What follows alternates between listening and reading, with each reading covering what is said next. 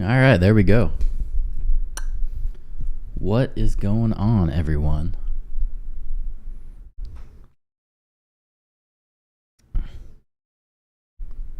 I have the White House press briefing loaded up. They were supposed to start like 5 minutes ago, but you know how it is. They always take time. It's probably going to take a little bit for them, actually. Hey, I thought you started your new job day. No, I start the 30th. So, not yet. I still got, another week? Yeah, another week. And then I go back to work. Not yet. Yeah, they text me yesterday and they're like, hey, you're starting the 30th, right? Because I forgot to reply to their email. So it's like, yeah, I am definitely gonna start. I need more money to support my coffee business that I'm trying to get going.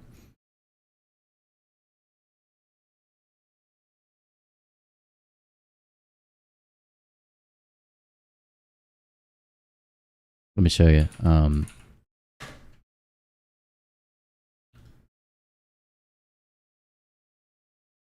me pull it up.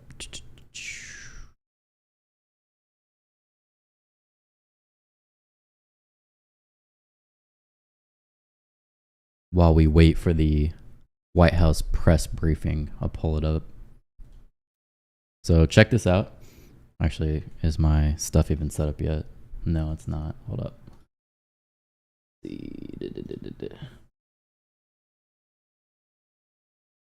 you see the pagers explosion in Lebanon? Is this a real thing in the world today? I haven't even looked at any of the news yet. So I'm assuming if it happens, they're going to bring it up in the White House press briefing. Tell me what you think about this. This is what I have for the front of the bag. It's my horror-themed coffee brand. I'm going to pull up the news on this side channel as well. Let me make sure this one's set up as well before I get crazy.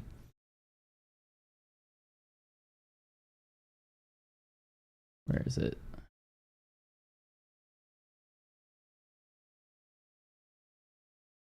This one, right? Yeah, this is the correct one. Okay.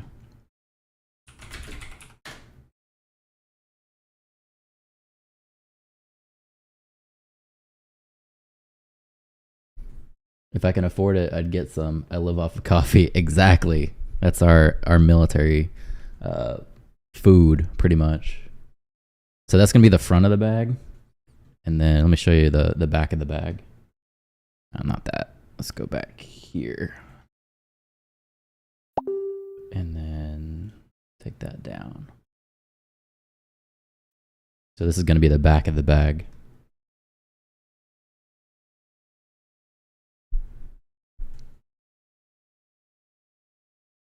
And I see what you're talking about here in the news. They have live updates. I might pull that up and give it a gander, see what's going on here.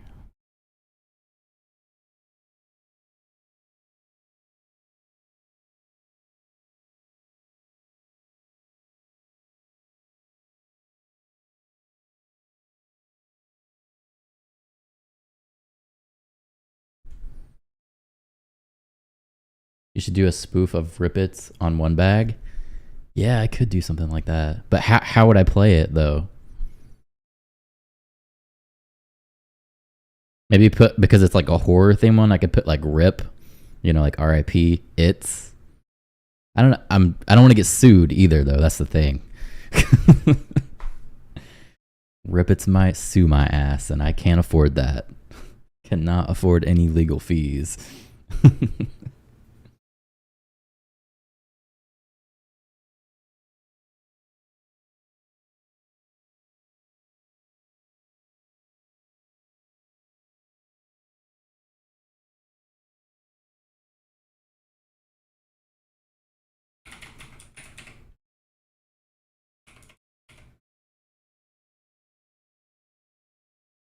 Rippet's scared with the military contract. Yeah. Yeah, something like that. That would be kind of fun, actually.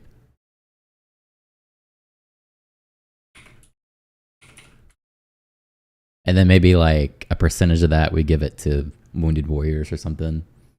But the bag looks great. Thanks, man. I'm starting to really get into this. So I bought the domain.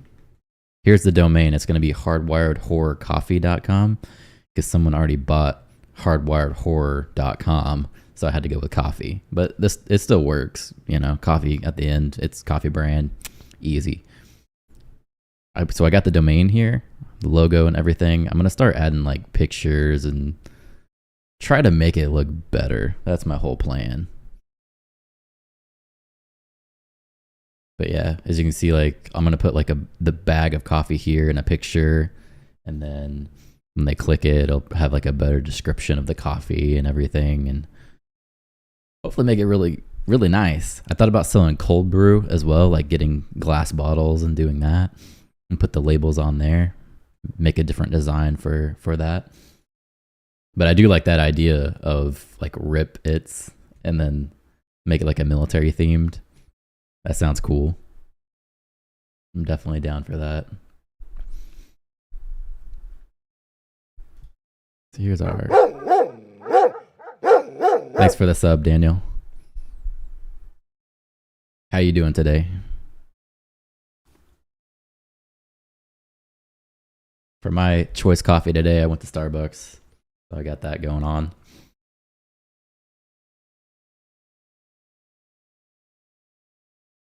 I actually took the dog and the whole family. Wife, dog, and I went to Starbucks. He got a pup cup, so he was pretty good.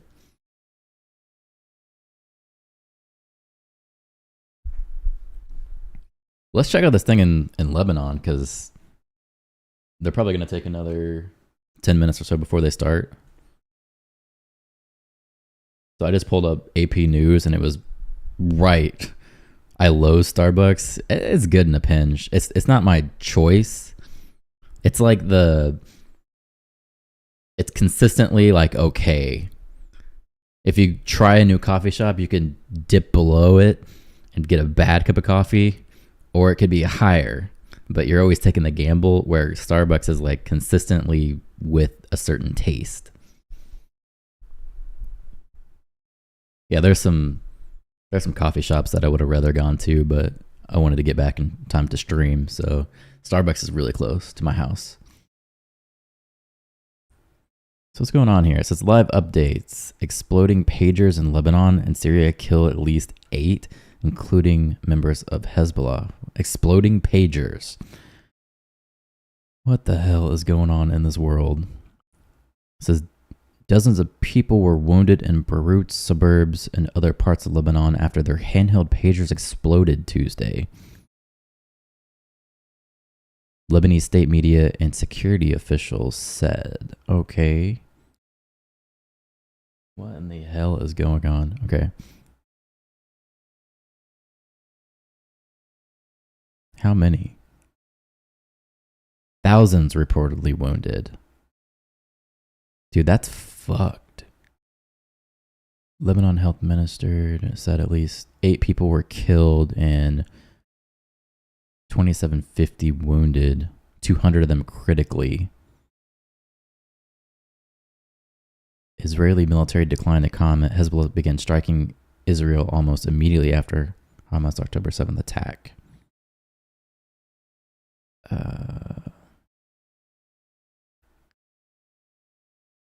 What is going on here? Let me turn my AC on before we really get into this.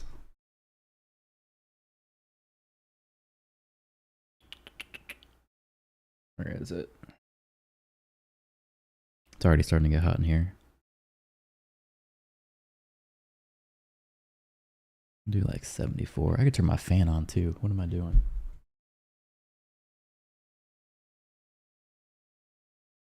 There we go. Hopefully my mic doesn't pick that up. Anywho.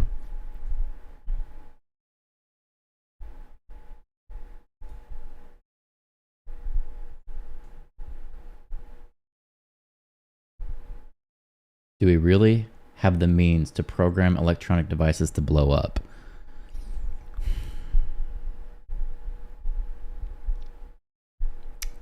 I mean, I'm sure you could ramp up a device to the point that it explodes, but it wouldn't be consistent, you know? You can overheat a device by like ramping up processes.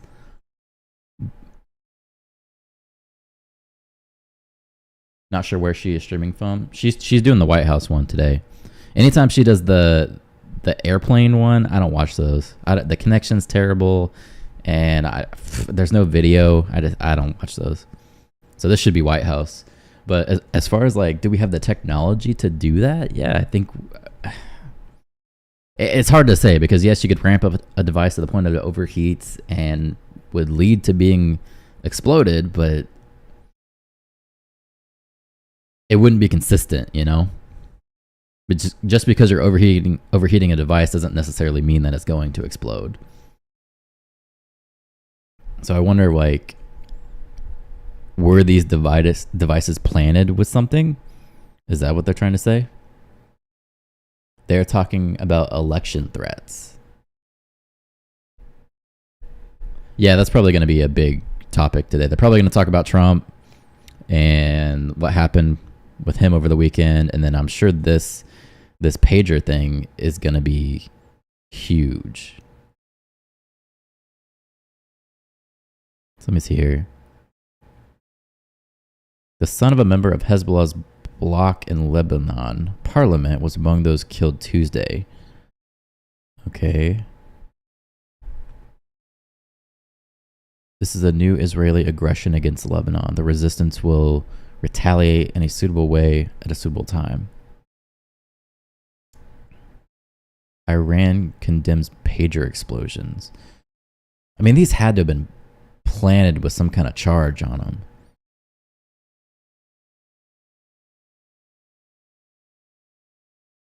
That's a long-ass game plan to hand out chargers to thousands and then program them to explode. I'm sure China's doing it. Department AG is live. I'm kind of curious if I should switch to them, because I don't want them to start on me. Let me check it out. Let me see if I can find them. Let's go here. I'll pull them up, but once the White House brief starts, I'll probably like switch back. Not this one. Let's go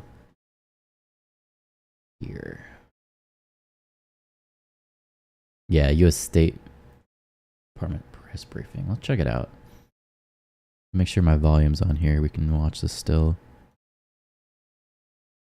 There we go. Half hour late. Yeah, you're late.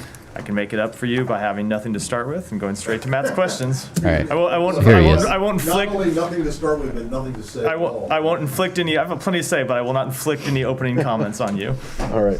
Can I just start with something which I think you're going to dispatch with pretty quickly? But this guy who's been charged in the apparent assassination attempt of former President Trump over the weekend, did he ever come to the State Department's attention when he was in Kyiv advocating on behalf of both the Ukraine and on behalf of Afghan citizens? And when I say come to attention, did he register with the embassy while he was there, as you ask or suggest that people should do? Or the reporters are all sort of chill. Yeah, I think they've seen things like this prior. They seem kind of seasoned, if you know what I mean. Did people bring him to your attention, or did he make any contact with embassy officials? Yeah, I will. I'll have to go back and check the answer, whether he registered and whether he had any contact with the embassy officials. I'm not aware either in either case. Obviously, we do ask people to register.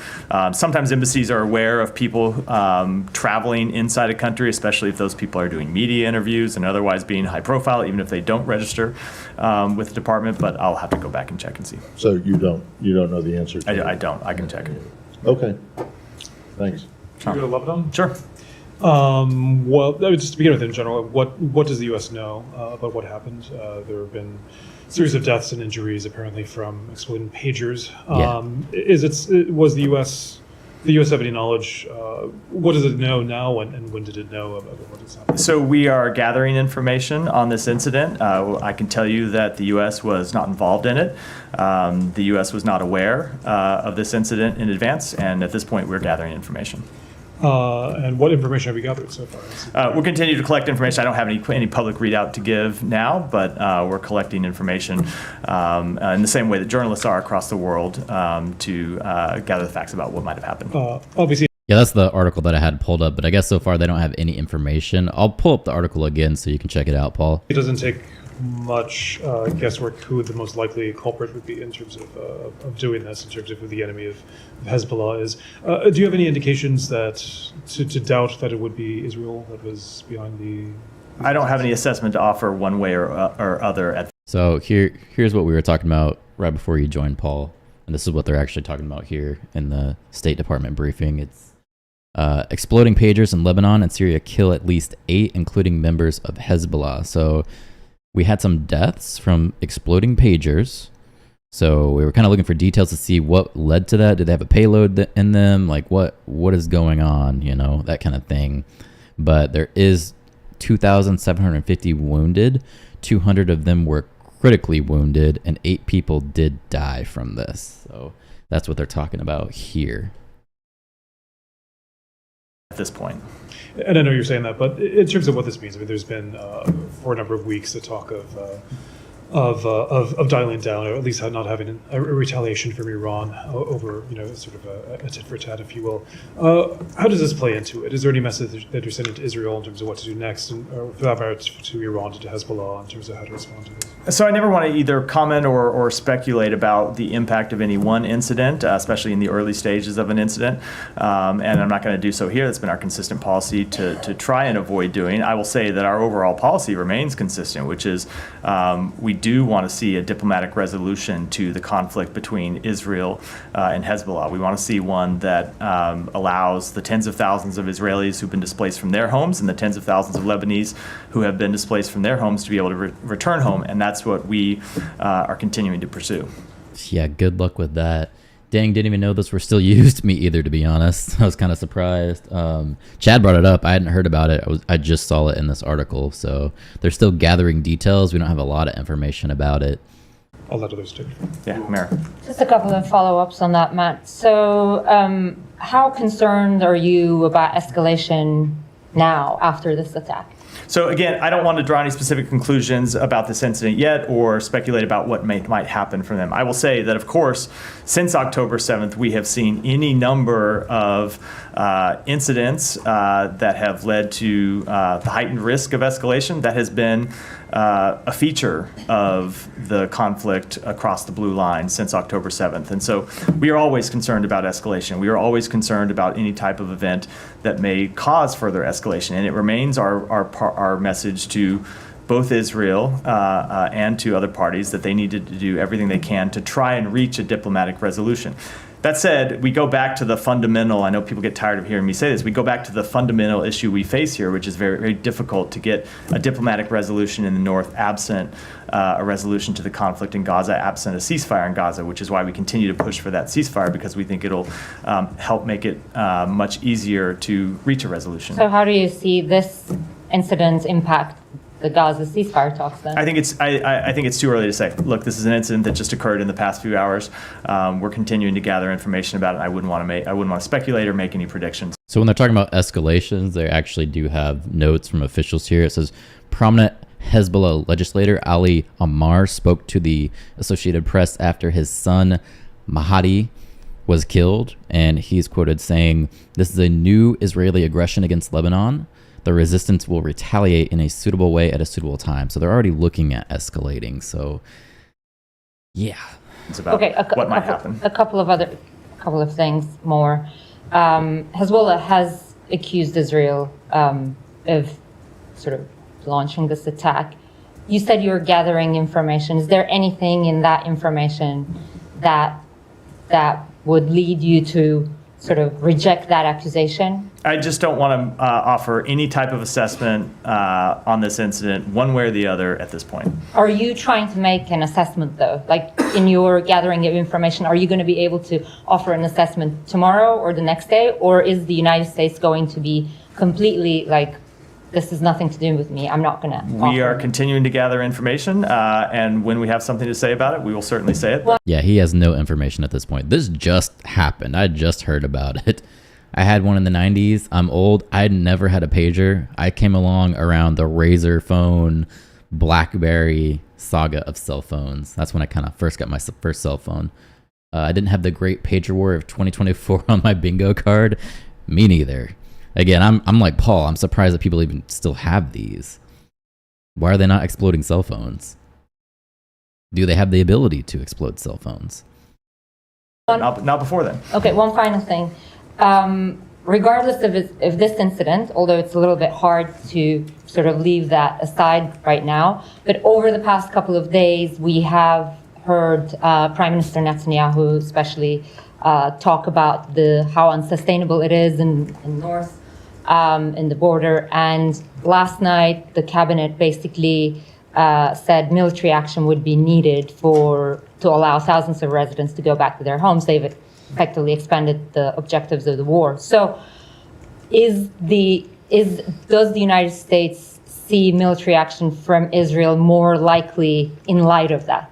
So we agree that it is unsustainable for tens of thousands of Israeli families to be displaced from their homes, just as it is unsustainable for tens of thousands of Lebanese families to be displaced from their homes. All of them need to be able to return home. So then you go to the question of what's the best way to achieve them being able to return to their homes. And it is our judgment that a diplomatic solution is the best way to get them back to their homes. Because if you look at what a military conflict would entail, it's hard to see how that gets those families on either side of their border back to their homes quickly.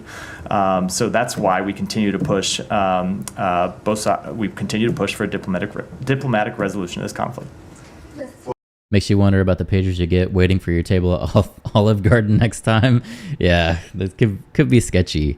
Part of me was thinking that, and I don't know if this is true, maybe they don't have the technology to use devices like our military officials or the president would. Like, we can give them iPhones and we have strong enough encryption to keep things secure within their communications. You can even have like a classified cell phone, right? I wonder if they have that technology. I don't know, maybe that's a stretch. So they're like giving them pagers, which would be limited in the amount of information that could be leaked out. Maybe. I don't know. Follow up on Yeah, that. go ahead. Can I follow up that? You say you're gathering information. How are you gathering that information? Do you expect to have an independent U.S. assessment to follow on Humera's question? So I don't want to prejudge what we'll say in the days to come. I can tell you what we're doing right now is gathering information through all of the ways in which we usually gather information. And have you been in touch with any Lebanese or Israeli officials? I can't read out every contact that we've had in the last couple of hours. It's only been a couple of hours since this incident happened, but of course we're gathering information through diplomatic channels as well as other channels about this incident. There are reports that the Iranian ambassador to Lebanon was also injured in this attack incident. Are you concerned about Iran taking advantage of this? So we've seen those reports. Have I you think seen any indications that they First plan of all, to? apologies for interrupting in the middle of the question. I've seen the reports. I don't want to speak. This is so much different than the White House press briefing. They're so polite here. To what the implications might be before a report is confirmed. But certainly, as is always the case, we would urge Iran not to take advantage of any incident, any instability, to try to add further instability and to further increase tensions in the region. That has been our message to Iran since October 7th. Go ahead. Just a quick follow-up, and you offered a line on it, but just to make sure it's airtight. So the U.S. was in no way involved in terms of supporting this operation, offering intelligence. In no way was the U.S. Correct. involved. Okay, and no part of the U.S. government, I understand you speak only for this department, but such disclaimers have been offered from state before. You were not given a heads up. We were not aware of this incident, no. Okay, on ceasefire talks, Is the expectation still that a renewed bridging proposal is expected to arrive this week? So I have not put a timetable on that. I think I was asked about this a number of times yesterday, and I said I'm not going to put a timetable on when we might put forward a further proposal. We are engaged with, we continue to be engaged with the other two mediators in the conflict, Egypt and Qatar. The secretary is on his way to Egypt right now. We'll be meeting with Egyptian officials about a number of things, but squarely on the agenda is how we get a proposal that we think would secure agreement from both parties. I don't want to put a timetable on when we would put that proposal forward, because ultimately we want a proposal that's going to get to yes, and it's very important that we, as you've heard the secretary say, stop the haggling back and forth. And so when we present a proposal, we want to know it's going to get to yes, and that's the work that we're doing with our Egyptian and Qatari partners this week. Are the Qataris involved? Because I understand the secretary is in Cairo specifically speaking on discrete topics with the Egyptians, but are the Qataris and Israelis going to be looped in as part of these discussions? We are. So the secretaries in Egypt having bilateral meetings with Egypt, Right. but we continue to discuss on a daily basis this process with the Qataris, as well as in a different format with the Israelis. The Israelis are obviously not a mediator, so we don't have the same types of discussions with them as we do with Egypt and Qatar, but we do continue to have discussions about this with all of those parties. I have one more on Ukraine for later. Yeah, Hiba, go ahead. I'll come to you, Saad. I know that you don't want to comment on what's happening, but till now we don't know the accurate figures of what happened in Lebanon. Some are talking about 3,000, 4,000. We have civilians, and there also the Iranian ambassador, also sons of members of parliament from Hezbollah blocs.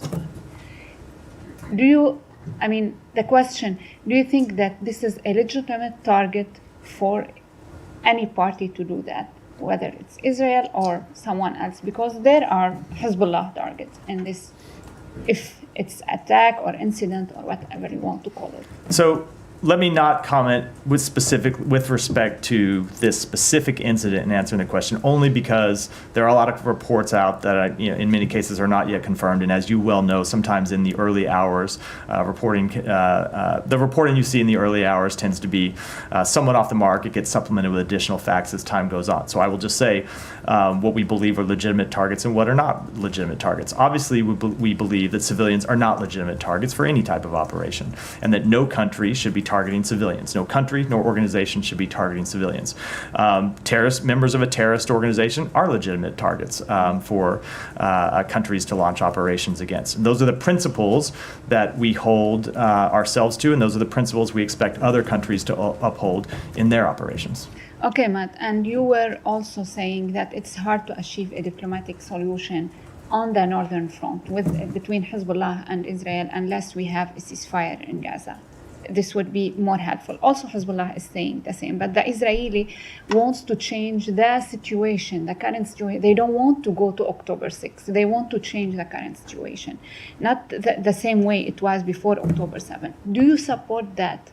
So what do you mean? In what way do you mean they want to change In the what situation? way? They don't want Hezbollah fighters on the borders. They want a buffer zone. Are you able to achieve that? So we do want to see Hezbollah fighters withdraw from the border and agree to the parameters of the UN Security Council resolution that was passed some time ago, which they have been in violation of. So we do want to see that. That is absolutely true and has been our policy for some time. And I would just note that with respect to one of the reasons it's so hard to get a diplomatic resolution without calm in Gaza is that's what we've heard the head of Hezbollah say many times, right? He has made clear that as long as the conflict in Gaza continues, they're going to continue to launch missiles and rockets and drones across the border at Israeli villages, Israeli towns, and so that is the impediment that we face, and we very clearly take him at face value given the actions that Hezbollah has shown to be true over the past 11 months. It doesn't. So there is video of the hospitals in Lebanon of this.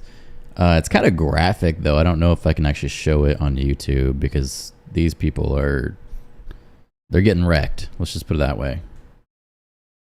Change what we have to do and what we're trying to do, and we'll continue to stay focused on. One more question on this, but the Israeli argument is that we cannot, if we keep the situation as it was on October 6th, we cannot prevent another October 7 from the northern borders. Do you believe this is an accurate assessment by them? So certainly we want to see a long-term resolution to the security situation that Israel faces in the north of Israel. And we want to see a long-term solution to the insecurity that civilians in southern Lebanon have faced. And so you look at this in stages, right? The first thing that we want to get is a ceasefire in Gaza. You heard me talking about that for the last few minutes because we think that would allow us to unlock a diplomatic resolution across the blue line.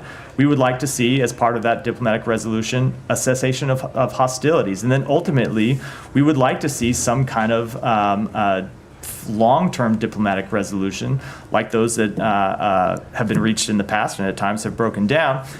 I'm not going to get into the details because those are the things that we would have to negotiate, but it all starts with a ceasefire in Gaza, and that's what we're working on. But the fundamental, to answer your question fundamentally, I think the we White don't House want to press see a briefing situation is starting. Let me pause it really quick. where Israeli families in northern Israel Pause it. are living in constant fear of their lives from terrorist attacks. We do want to see right, there that we go. situation change. The question is how you get there, whether you get there through a diplomatic resolution or whether you get there through military action. And it continues to be our firm belief that the best way to do it is through a diplomatic resolution. Matt, a follow-up on this. I promise I'd come to you, then you, Michelle. Go ahead. Again, as Heba said, you don't want to talk about it because you don't have any assessment yet, U.S. assessment, but things on the ground are moving. Hezbollah already is accusing Israel of considering this incident as an attack. The Israelis are putting their relative forces in high alert. There are some reports that Israel will declare soon that the Northern Front is the main front in this war. Do you still believe that your influence is capable of holding this conflict from not exploding into a regional war? Because it seems that it's slipping from your So hands. it is not, I understand why you posed the question to me. It's not just a question for the United States. It is a question for every party in the region. Of course, it's a first order question to Israel. It's a question. It's been almost a year in Israel and 3 in Ukraine. Obviously, our diplomatic approach doesn't really work. It's hard to negotiate a diplomatic approach as pagers are exploding, not to mention all the different attacks that are going on. Question to Hezbollah, but it is a question to all of the other countries in the region about what type of region that they want to live in. So the United States is going to continue to push for a diplomatic resolution. We're going to continue to talk to our partners in the region about the need to avoid any type of steps that would avoid escalation of the conflict. But ultimately, as is always the case, this is a question for parties in the region and what kind of world and what they want to live in and what kind of future that they want to have. We continue to believe that the solution to the situation in Gaza, the situation across the blue line, the broader instability that the region faces is to tone down the rhetoric, tone down the tensions, tone down the hostilities, get a ceasefire in Gaza, move to a diplomatic resolution in the north, and set the conditions for broader regional stability. But that requires actions not just by the United States, but by parties in the region who have some agency of their own. But, I mean, you say it's not a question for the United States. No, it's not just one for us. I know why we get these questions, but the countries and entities in the region have agency too for the decisions that they make. And so we will continue to impress upon them what we believe is in their interest and what we believe is in the interest of the region. But these are decisions that countries in the region have to make and entities in the region have to make for themselves. But don't you see that you are putting your both hands on this conflict and not allowing somebody else to take any actions to pressure Israel? You're not allowing the UN Security Council to put any pressure, any other countries or international agency in the world who will criticize Israel with an action. You will go against it. So you are actually holding this conflict with two hands and not allowing others to act. So first of all, I think the evidence of the past 11 months would very much contradict the idea that we can prevent any country in the world from criticizing Israel, because there has been inordinate criticism of Israel. There have been resolutions passed at the UN. Countries are free to take the steps that they want, and you have seen a number of them across the world do that. As for other countries, look, we are involved in this because we see it as our responsibility as one of the world's powers to try and get involved and reach diplomatic resolutions and try to bring stability. We would welcome other countries' involvement in trying to tone down tensions. We would welcome the involvement of other countries in trying to reach a diplomatic solution, either to the conflict in Gaza, as we've seen with Egypt and Qatar, directly engaged as mediators, or to the situation in the north. There is, in many cases, a paucity of other countries willing to step up and take that job. Matt, on this one, You would welcome Iran. We would certainly welcome Iran stopping funding terrorist organizations that are behind these attacks and behind much of this instability. Look, if Russia, let me say China, we've been very clear on a number of times that we would welcome their positive involvement. With Russia, Russia has this burgeoning security relationship with Iran. If they were to use that influence with Iran to tell them to tone down their support for terrorism, we would absolutely welcome it. Now, I don't think that's going to happen, but we would certainly welcome taking those steps. Just to make the point, to play devil's advocate here, when those countries tell you that maybe you should do something by toning down your support for Israel, you say, no, that's just not going to happen. Look, right? we obviously have a different assessment of what's Yes. productive and what's not. Go ahead. going back to Lebanon, you said that you consider targeting terrorists as a legitimate act. Then Hezbollah is a terrorist organization by the U.S. Does that mean that you support such operation that happened today and that targeted Hezbollah? So again, Damn, they are really nailing this guy today. when I gave that answer, I said I want to be very clear that I'm not answering with any specificity regarding this incident because we're continuing to gather facts on it. But in general, yes, of course, Thanks we for the support operations to target Hezbollah militants who continue to launch terrorist attacks against civilians.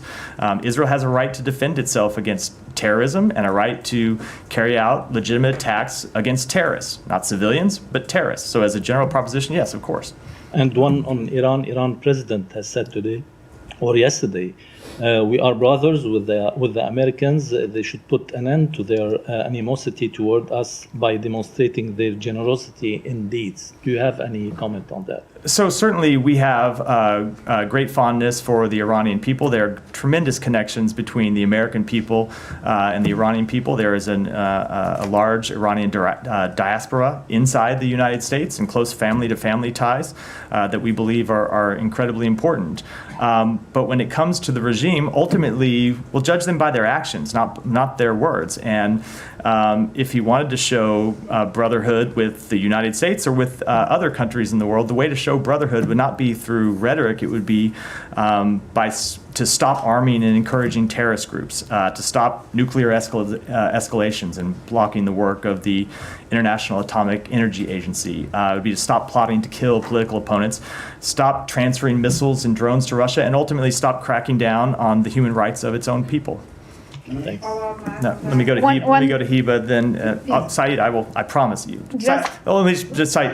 There's never been a briefing where I've skipped you. So Heba, go ahead.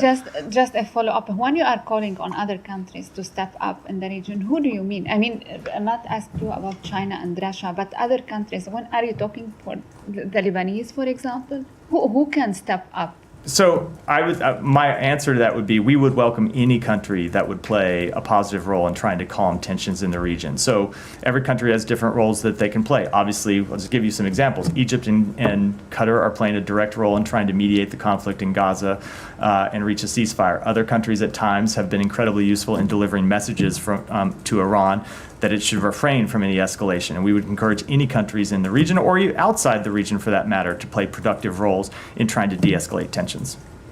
Thank you. So, Geeta, go ahead. In response to Michelle, you just said what Iran can do to help the situation. The Iranian president also said that he was willing to go back, adhere to the JCPOA. Now, are these items actions that you just mentioned, could those be maybe something that you would expect Iran to do before U.S. would be willing to engage? So I would say as a matter of first instance, before you talk about any sort of nuclear accords, Iran needs to stop blocking the work of the IEA. That's the first thing. They continue to block the work of the IEA, the legitimate work of the IEA. That is the first thing before you can even get into that type of discussion. Saeed, it didn't take too long. I want to ask you, what kind of message is Israel sending by doing this attack today, while a high-level American envoy to do precisely the opposite of what they did? What kind of message are they sending? Sorry, Are I they don't- just saying, I want to understand further. I know. I mean, I'm just following up on that point. So, because Israel has like a tradition of doing that. I mean, every time there's a high-level American visitor, they either increase settlements, or they attack, or they increase their attacks and do things like this. So obviously, they're not really interested in what you're calling for in diplomacy. Isn't that true? So I don't have anything to add about this incident than what I said in response to the previous questions. I will say with respect to diplomacy, as I said in response to one of the other questions, countries have to make their own decisions, but we continue to believe that a military escalation to this conflict will not achieve Israel's goal of returning the people who have been displaced from their homes to their homes quickly. In any No, I mean, I just want, I'm talking about not the incident itself, but the pattern in which Israel has been, basically well known for over many, many years. I mean, we all remember when President Biden was vice president, he went there for the first time, and they had this, announcement of settlement and so on. There is, sort of a tradition. Okay, so let me take you back to the legitimacy of targets and so on. Yesterday, a group of settlers attacked a school in Jericho. They beat up the students, they broke their bones, they beat up the teachers and so on. Are they a legitimate target? Should they be a legitimate target by the same kind of definition that in which you have defined the other targets? Are civilians who the settlers attacking legitimate targets? Absolutely No, not. I'm Of saying course not. the settlers who have attacked the civilians. The settlers should be. Should the settlers be a legitimate target? The settlers should be held accountable through law enforcement means. Saeed, I'm not asking, through, but- hold on, not through any type of extrajudicial process or military process. They should be held account by law enforcement, which is what we would say about any type of violent attacks on individuals. That the law enforcement ought to hold them accountable to the full extent of the law. Although they do take the law into their own hand time and time again, very violently. Absolutely, which is why we believe they should be held accountable. And as you've seen the United States make clear through our own actions, if and when Israel does not step up and hold people accountable, we will do so ourselves. I know that you can, you in years past, you designated the kind of group as a terrorist organization. Should, armed settlers like this, that you keep sanctioning and so on, be also named as terrorist organizations? I'm not going to speak to any type of designations before we would make that any such determination, but we will continue to hold extremist settlers accountable for violent actions. A couple more questions. Now, yesterday there were a group of UN experts that basically called Israel to be a pariah state. And, they're calling for, of course, a ceasefire and so on. And, because over what they termed as genocide. And my question to you is, back on June 10, there was a UN resolution which you pushed for, which, you basically made a good case for. 14 people voted for it, or 14 members voted for it in the Security Council. Russia abstained and so on, but the resolution passed. So why not go back and try to implement this resolution? Will the president or will the United States take advantage of this UNGA meeting to basically enforce such resolutions? We are trying to enforce that resolution, Saeed. The way to enforce that resolution is to reach a ceasefire. If you remember what that resolution called for, it was for a ceasefire to the conflict in Gaza. And the secretary is on his way to Egypt right now to try to finalize that ceasefire as one of a number of administration officials who have been working to get that ceasefire over the line in the past few weeks. But although it seems that the Israeli prime minister keep moving the goalposts, he keeps moving the goalposts now, including Lebanon, including this and so on. As to the thing, they're the ones that keep changing the terms of the resolution that Hamas has agreed to, the mediators have agreed to, and so on. So while I'm not going to negotiate in public, Saeed, I think it is well known, it's been well reported, and I've spoken to it from here that we have seen Hamas make additional demands through this process. And finally, I know you said that you don't want to talk about a timetable as far as the new proposal is concerned and so on. Is it likely to occur between now and the gathering in New York next week? When I say I don't want to give a timetable, I mean it. I just got a notification of Harris attending a NABJ event. Do you think they'll ask her the same questions they asked Trump? If they do not hold her accountable, they're going to look really hypocritical. So hopefully they do ask her some pressing questions. When is that actually going to take place? Because that's interesting for me to actually watch that myself.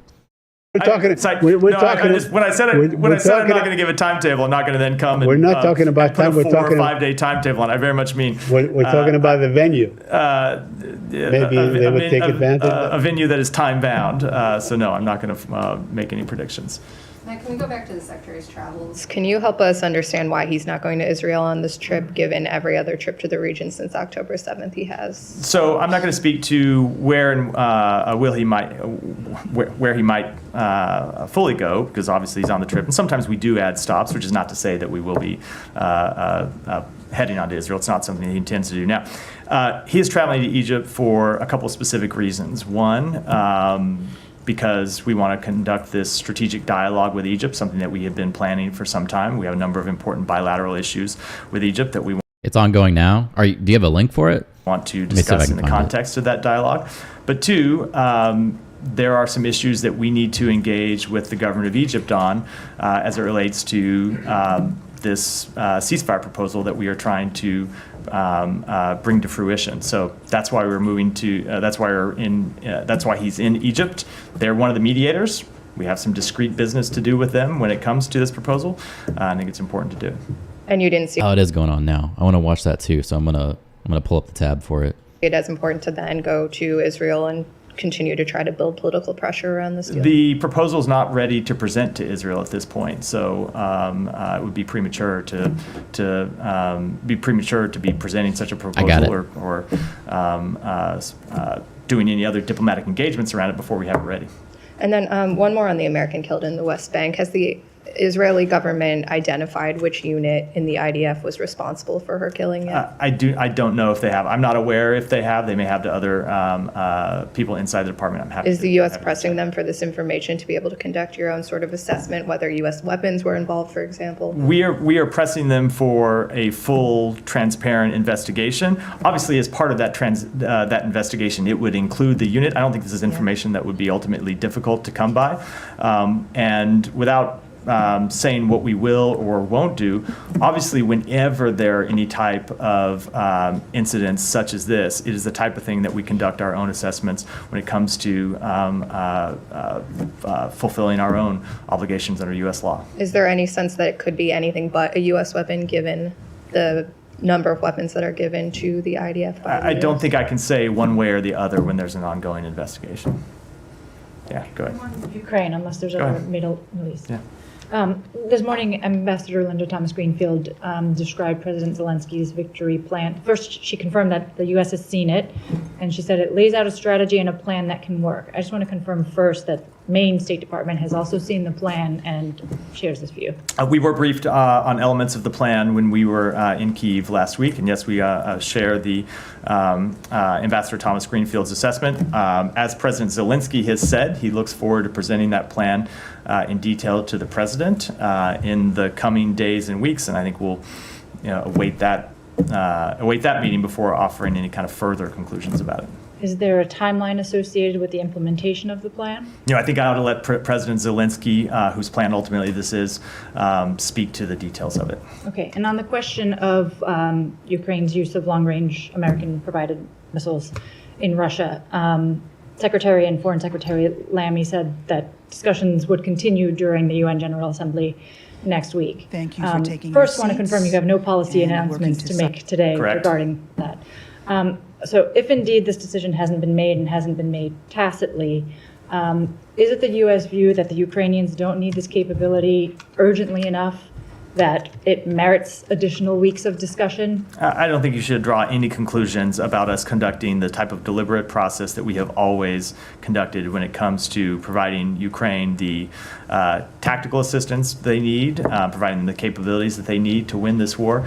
The Secretary spoke to this, and well, you were on the trip, you don't want to hear me repeat what he said about how we have to be deliberate and careful, and ultimately make sure that with everything that we provide them, there's a strategic rationale for doing so, and so we continue to engage in that process with them. Absolutely, but you and the Secretary have described this as a critical point for the Ukrainians, a pivotal point on the battlefield as well. So there's no concern about the length of this deliberative process regarding this one policy? No. As you've heard the Secretary of Defense say, there is no one capability that ultimately by itself is the magic wand that is decisive in this conflict. There are a number of different capabilities that taken together can help Ukraine win this war, and that's what we continue to provide them, and we will continue to assess whether there are additional capabilities, additional tactics, additional techniques that we ought to provide to them, and when we assess that it is in their interest, in the interest of the United States to do so, we'll do so.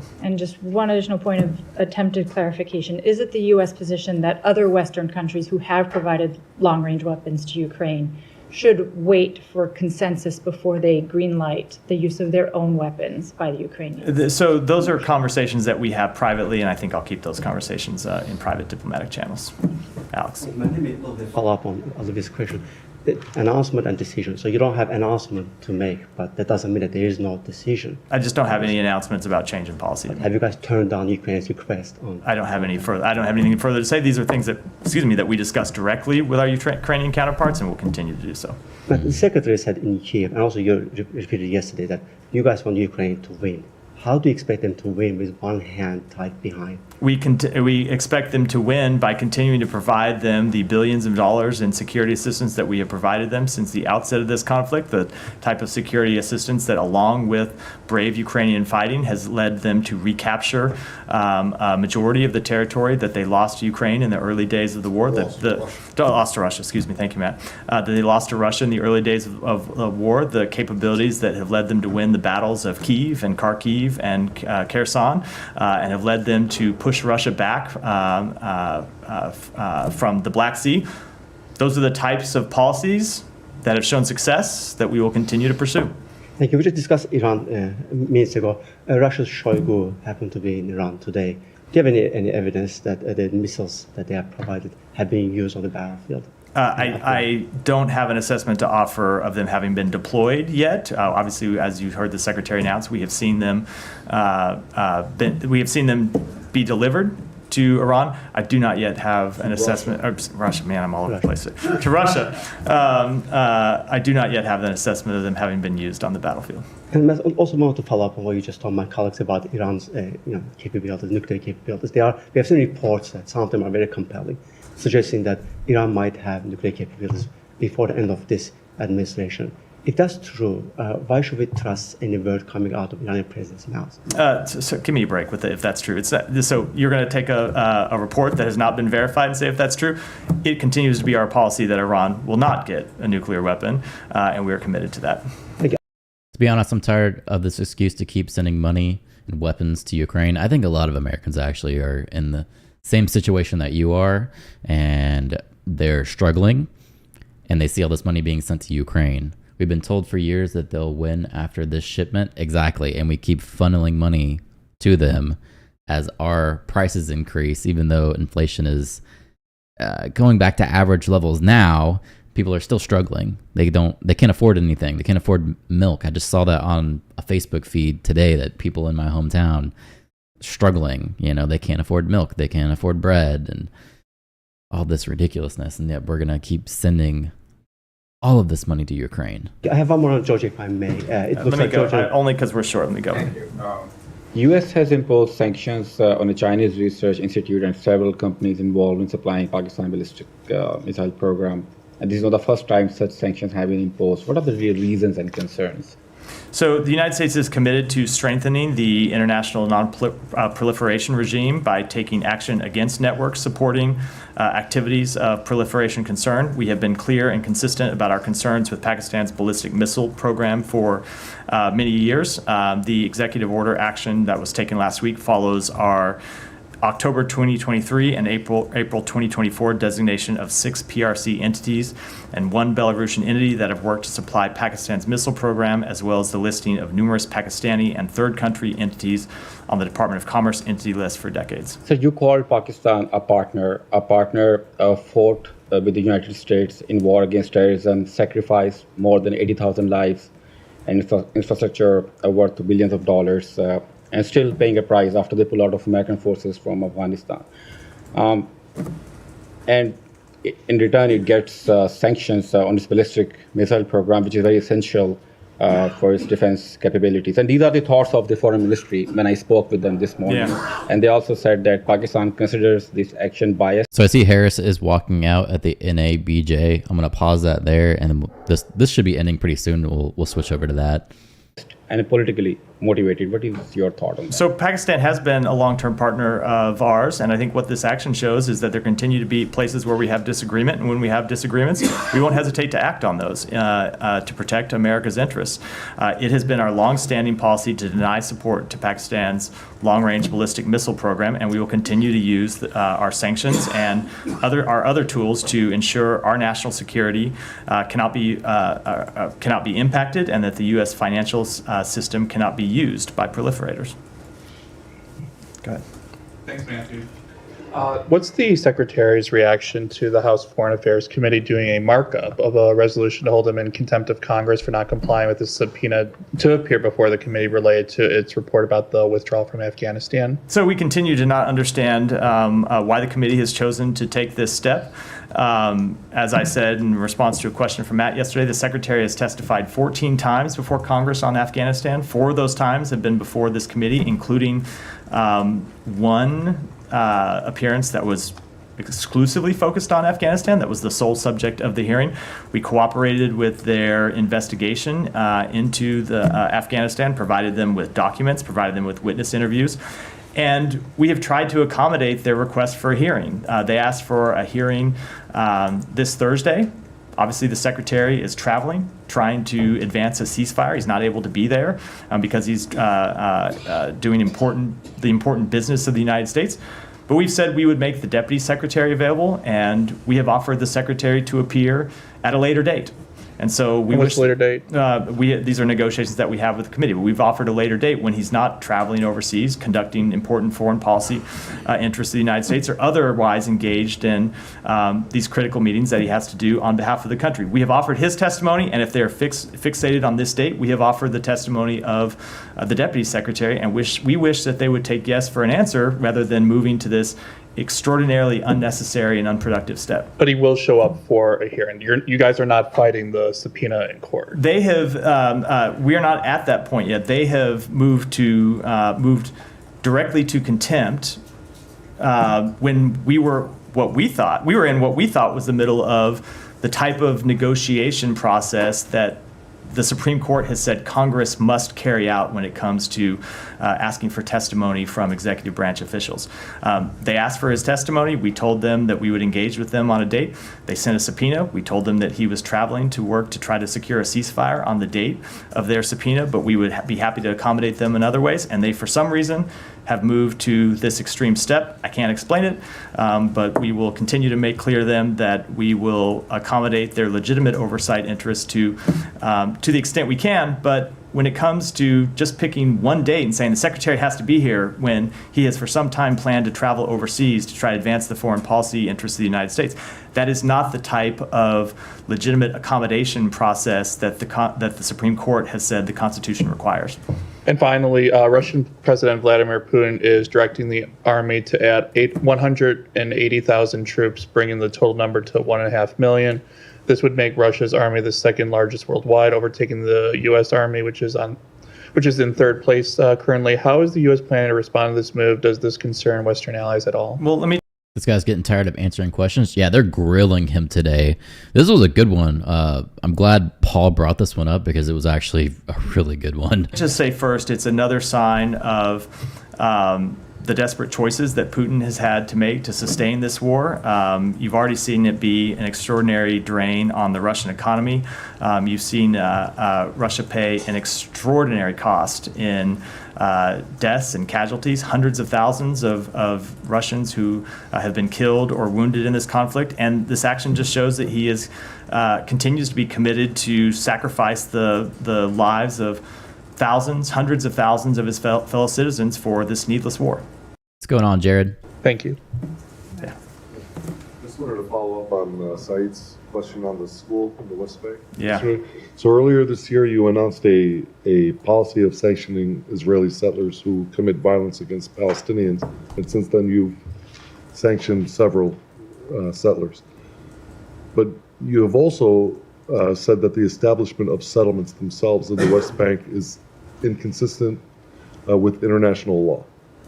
And since these settlements that house extremist settlers are considered to be illegal, why aren't any of these sanctions placed on the illegal settlements themselves? Why isn't there a policy of sanctioning illegal settlements? So you have seen us sanction not just individuals, but organizations who have been involved in violent conduct, and that continues to be our policy to sanction those involved in violent conduct when we see the government of Israel not taking appropriate steps to hold them accountable. When it comes to the questions of settlements, yes, we have made very clear that we believe that they're inconsistent with international law. And fundamentally, this is the something that we believe needs to be resolved through negotiations for two states, which we continue to push for. Yeah, they should stop this war. It's hard to get a ceasefire when they both keep attacking each other. If you consider them to be illegal, and they are establishing more settlements as we speak, why not sanction since they are illegal? I don't understand why. We have sanctioned people based on violent conduct, which is the authorities that we have under United States law. Ultimately, we have a policy question about what the ultimate way is to achieve a resolution to the very difficult situation in the West Bank. And we believe the way to resolve this question ultimately is through the establishment of an independent Palestinian state, something that I know is extraordinarily difficult. It's why people have been working on it for decades, but that we will continue to pursue. Let's make sure that you're getting the premise of the questions, completely legitimate questions, are that you believe that the settlements are illegal. That is not U.S. policy. As I said, we believe they're inconsistent. Inconsistent. Yes, exactly. But you haven't corrected him. He said illegal numerous times, and you have answered, such as we believe that you think that they are illegal, quote unquote illegal, and that is not the U.S. position. So our position is, and I'll just say as a note that I oftentimes don't go around tangling with questions. I use my own words, and yes, we believe that they're inconsistent with international law. Gita, go ahead. Question on Turkey. Undersecretary John Bass met with his Turkish counterpart today in Turkey. I was wondering if you have a readout. I don't. I apologize. I haven't talked to Undersecretary Bass or other officials on the trip. I'm happy to take it back and get you a readout. I have a feeling they're embellishing the hit against Russia and its economy. Yeah, I think we saw them actually do this before, towards the beginning of the war. A question on Mexico. The Mexican government finally enacted these judicial reform that it had strong concerns from the U.S. ambassador there. Do you have any comment about this enactment? So obviously we have noted the enactment. We especially look at the enactment of this law in light of our joint efforts to promote our economic competitiveness and integration. And ultimately we will continue to have a dialogue with our Mexican colleagues on the statute and how it's implemented. Can I just pursue that? Yeah, go ahead. I mean, the investor said that it will affect the investor confidence. I mean, is that still the case? Is the U.S. still seeing a downward spiral, if you will, in Mexico because of these? We stand by everything the ambassador said, and what we're going to do now is have a dialogue with our Mexican colleagues about how this law is implemented. Julio. Thank you very much, Matt. In Pakistan, for the first time, there is accountability of military generals going on. So there is one general of the intelligence who is arrested for corruption. Pakistani people and journalists are very excited and are hoping that State Department could release the asset details of the Pakistan military generals who have them. Tons of them have properties here. Can you make it official? I don't have any update on that. No. Okay. But do you? Is it in your notice that the same channels to transfer the money for the money laundering that they use to bring it to America, it's the same channels the terrorists use to transfer money to each other as well. And a Pakistani guy just recently has been arrested in Canada for doing a terrorist activity. Look, we're going to continue to enforce all U.S. laws that as they relate to support for terrorism, but I don't have any comment on those specifics. Just the last one. Today, Pakistan and Afghanistan has another very interesting diplomatic thing going on. I'm sure you're aware about their firing with each other, soldiers, Today, the Afghan diplomat in Pakistan did not stand for the Pakistani national anthem because he said that there was music with the national anthem. Do you have about these jokes going on in diplomacy in that part of the region or no? No, I just don't have any comment on that. That's not a matter for the United States. Go ahead, and then we'll wrap there. Thank you so much. Let me ask you on Georgia. In response to the sanctions, the Prime Minister of Georgia stated that this was not the decision of the State Department, but it was made by some other groups. And just now, a statement was released from the Prime Minister's administration indicating that, and I'm quoting, "With this decision, the American side has drawn closer to critical limits." What is your response Closer to that? to who? To limits. To limits. I'm not going to deal with that. I will say in the United States, unlike some countries in the world, it is the democratically elected government that makes our policy choices and no one else. And with that, I will wrap for today. Thanks, everyone. All right. They were holding him accountable today. That was actually a pretty good one. I'm going to flip over to that video you were talking about. Close that tab.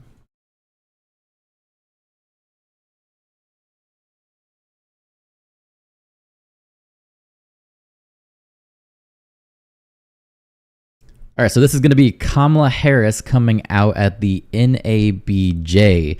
Now, if you remember, a month or two ago, Trump was at this same event, and they grilled him. They were asking him the hard-hitting questions. It was a very intense interview. So I'm just wondering if they're actually going to hold her to the same accountability with the kind of questions that they're going to ask her. I'm kind of curious with it being a National Association of Black Journalists. Are they going to bring up the reparations issue in the past where that she had talked about wanting to give reparations? Is she going to double down on that? That kind of thing. So let's see what she actually has to say here.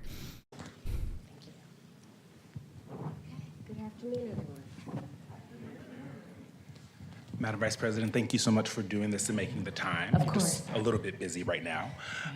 We want to start on an issue that Americans across the country say is their number one concern, and that's the economy. A question that has been asked of you and everybody that's on the Democratic side is whether or not voters are better off now than they were 4 years ago. Are they better off now than they were 4 years ago? We're starting off strong. So when we came into, well, first of all, let me just say, it is good to be with the National Association of Black Journalists, and I thank you for the work you do and that your members do every day. It is very important that we ensure that this organization and your members always have the resources and the platforms to deliver the voices that must be heard. So I thank you for hosting me today. 4 years ago, when we came in during the worst unemployment since the Great Depression. We came in during the worst public health epidemic in centuries.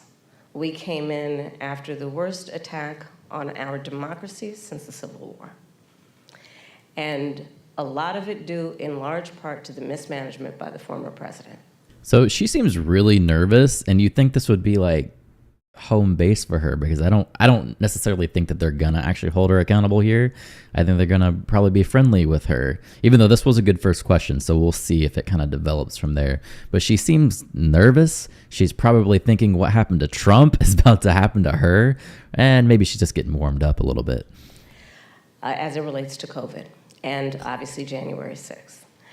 And we had then a lot of work to do to clean up a mess. As of today, we have created over 16 million new jobs, over 800,000 new manufacturing jobs.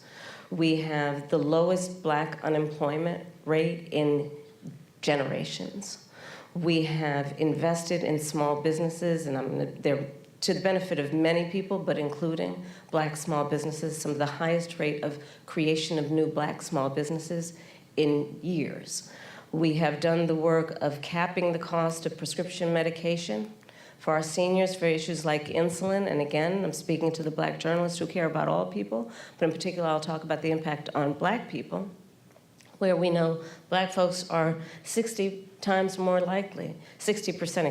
likely to be diagnosed with diabetes. And we have now finally capped the cost of insulin for our seniors at $35 a month, capped the cost of prescription medication for our seniors at $2,000 a year because we, unlike the former president who promised to do it, we finally have allowed Medicare to negotiate drug prices against the big pharmaceutical companies. I still don't think they can claim high unemployment while also claiming the pandemic. It would have happened regardless who was president. I want to believe that Americans understand that. I want to believe that Americans are intelligent enough to realize that we had a pandemic at the tail end of Trump's presidency and that these numbers will be a little bit skewed because of that. I'd like to believe that people are smart enough to realize that. And these are just some of the accomplishments. Is the price of groceries still too high? Yes. Do we have more work to do? Yes. And I will tell you, I do believe that I offer a new generation of leadership for our country that is about, in particular, turning the page on an era that sadly has shown us attempts by some to incite fear, to create division in our country, and to do the work that is about bringing some level of optimism and, dare I say, ambition about what I know is possible in our country. Mind you, she's been the VP for, quite a time now. So you would think the page would already have been turned. And so my plan for the economy includes what I imagine and believe and call an opportunity economy. What we can do to grow an opportunity economy where all people have access to the resources to compete, to apply their incredible work ethic, their ambition, their aspirations, and their dreams, and actually not just get by, but get ahead. So the question was, are people better off now than they were 4 years ago? That was the question. She's going on this big emotional play on emotions is pretty much what she's doing here. She's not really answering the question. This is the same thing that we actually saw in the debate, the same thing we actually saw in her last interview with that local news reporter, which was terrible.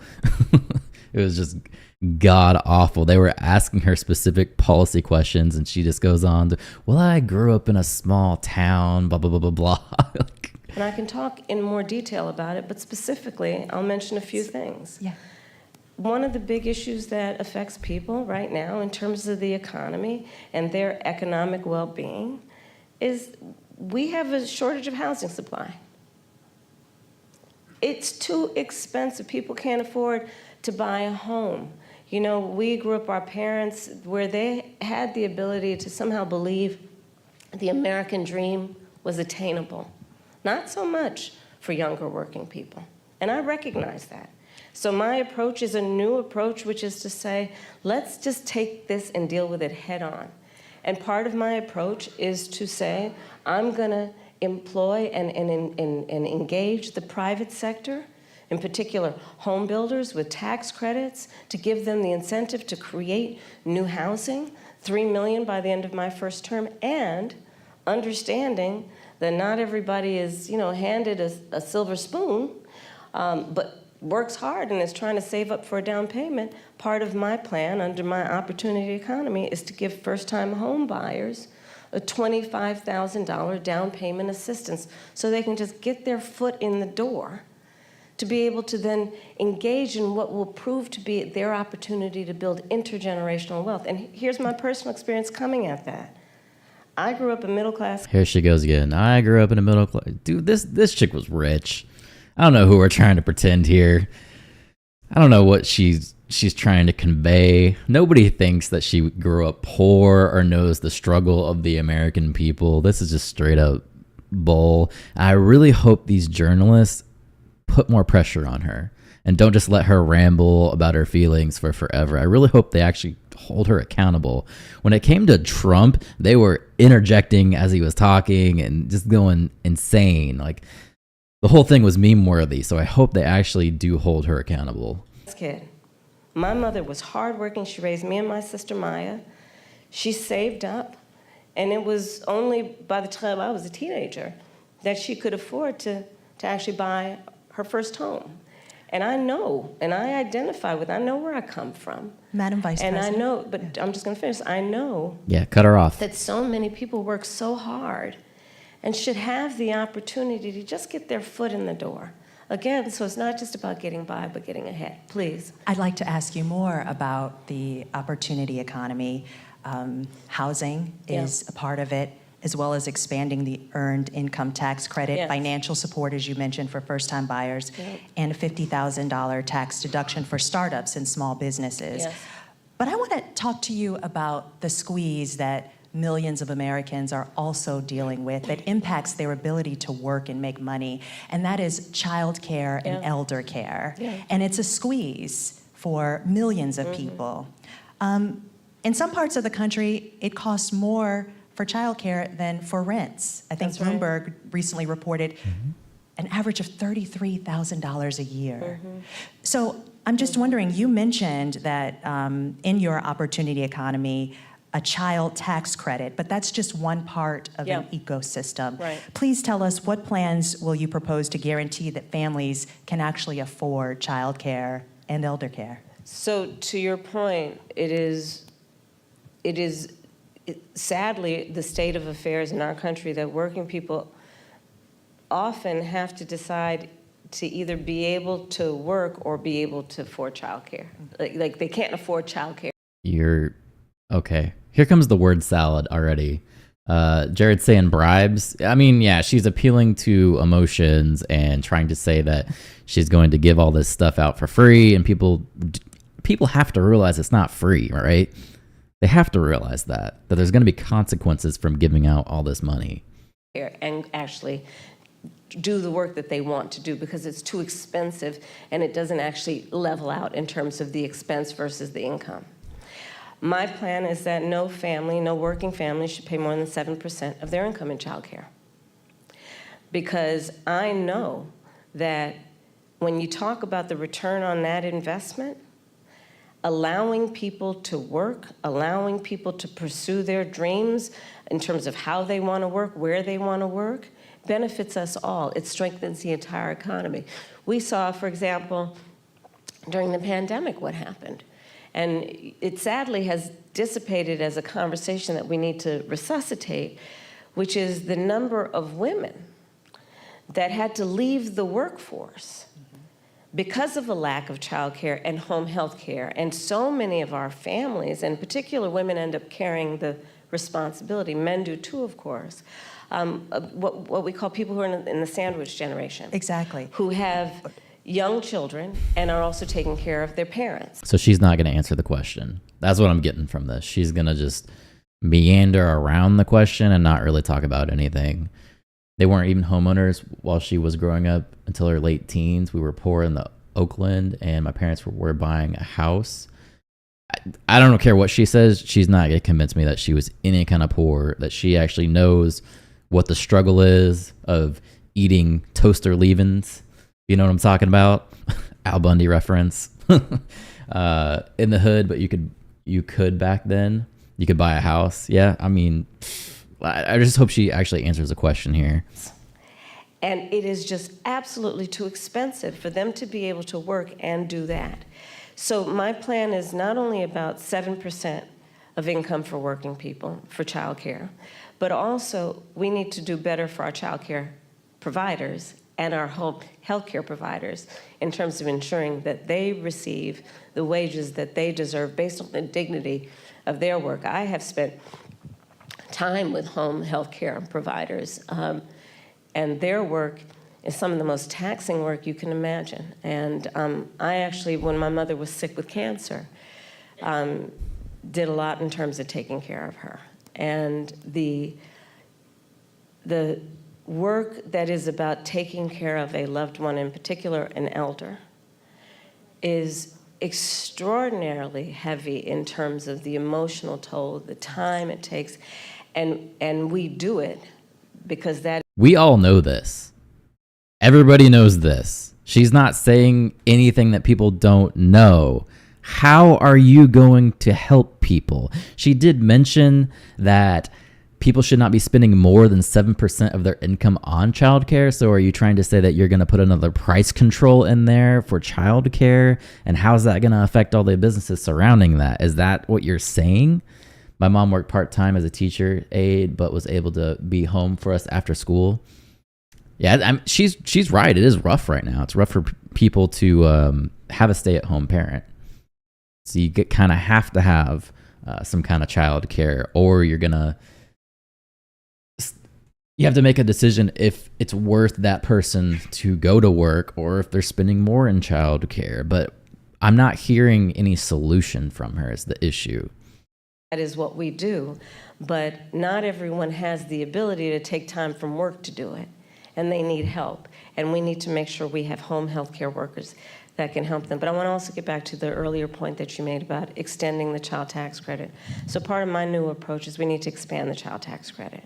And so part of my plan that is under an opportunity economy is to extend and expand the child tax credit to $6,000 so that young families in particular, for the first year of their child's life, which is an extraordinarily important time in their development, have the resources to be able to buy a crib, buy a car seat, buy children's clothing, and not have to worry about whether they're going to be able to meet their other needs. So I saw a comment where somebody was actually talking about this. They tried to correct me and try to go into detail about how a child tax credit is just a deduction on your taxes.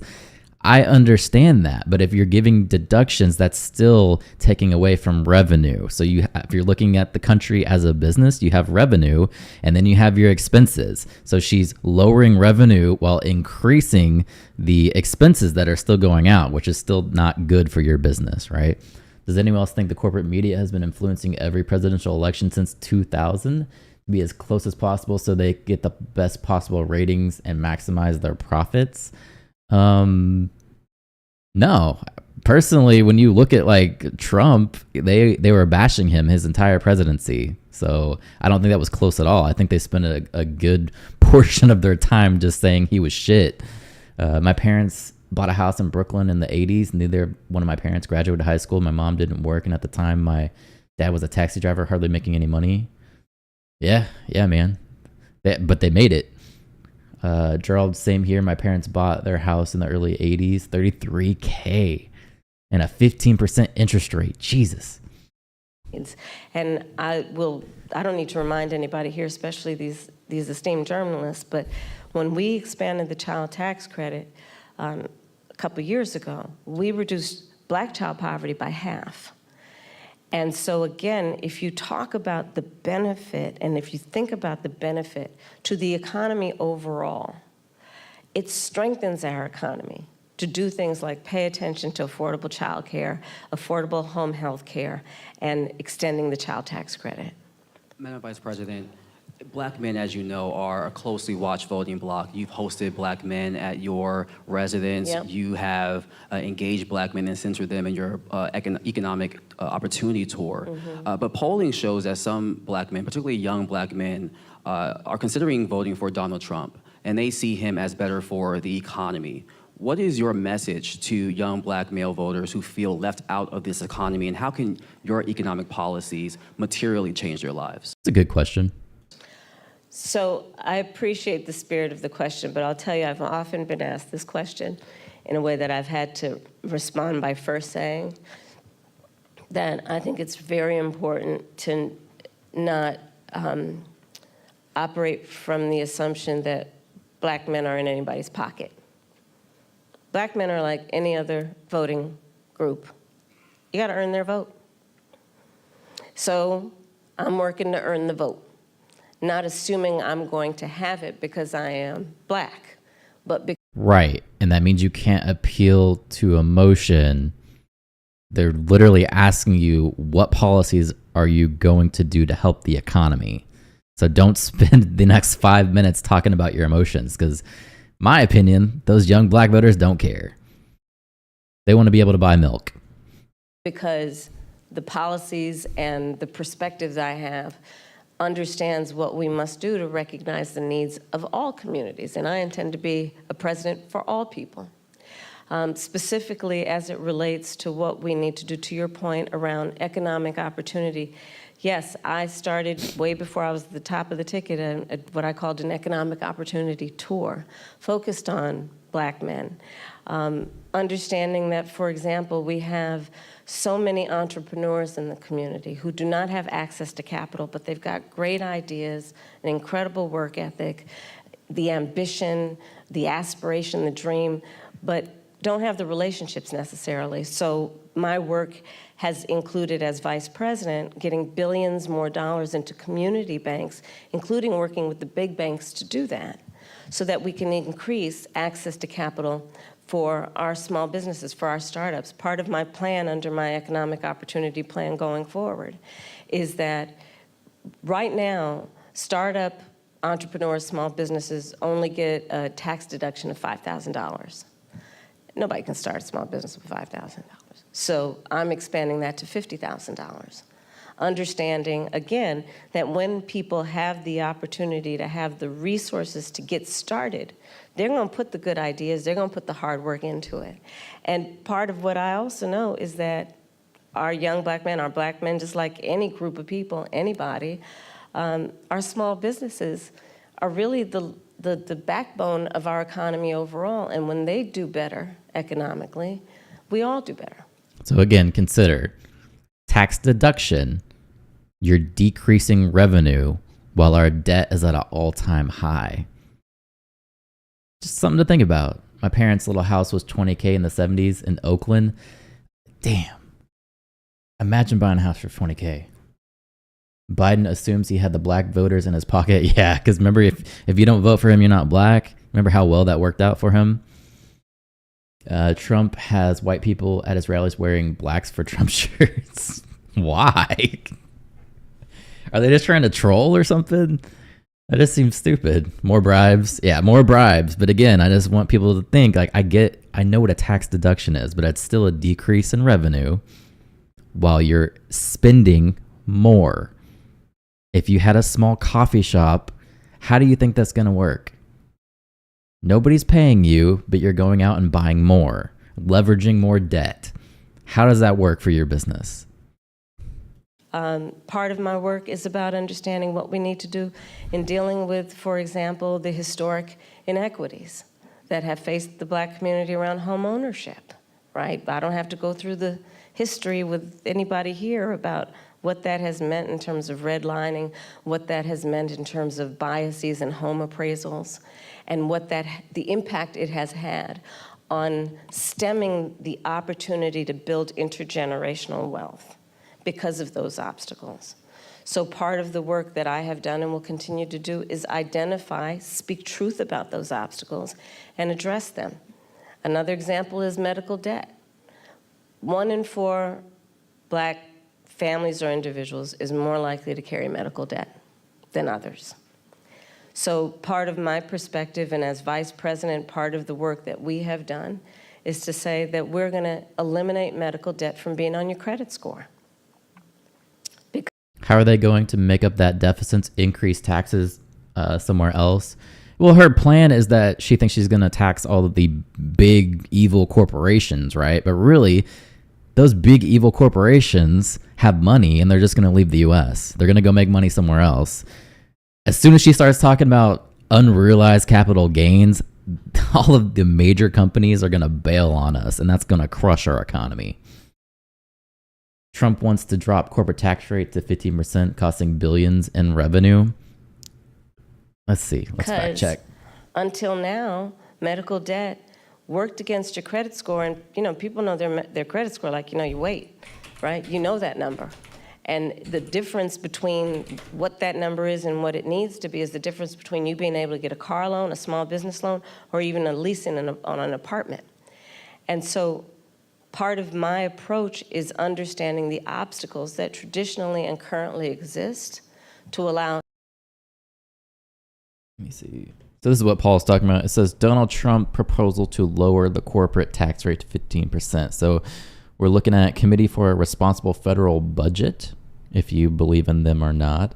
But this is definitely something Trump has talked about. This is part of his plan. He is in the party of believing that if you lower the taxes for these people, that they're going to spread out their businesses, they're going to create jobs, it's going to make American-owned companies come back, and everybody's going to flourish from that. Now, I get like a lot of people don't believe in the trickle-down theory, so that's where you kind of have to decide where you want to vote from there. But yeah, that's definitely a plan for what he wants to do here. anyone, including black men, be able to achieve economic wealth. And I'm going to tell you, I don't think it is sufficient to just only talk about economic policy around reducing unemployment. It is an important marker, and I'm proud of the work that we've done thus far. But it should be a baseline there, everybody's working. The point is, do people have an opportunity to build wealth? If that's what they choose to do, if that's what they want to do. And a lot of my perspective as we go forward is just that. I believe that there are a lot of opportunities that are available to the American people if we just see, if we see people and understand what they want for themselves and their families and then meet them where they are. Madam Vice President. That didn't explain anything of what they asked. She makes it sound like she's getting rid of medical debt. She's just removing it from the credit report. They still owe the medical debt. I mean, she can't just wave her wand and suddenly all of the medical debt disappears. It's just another play on emotions. I think one of her policies was that having medical debt not be a factor in their credit report.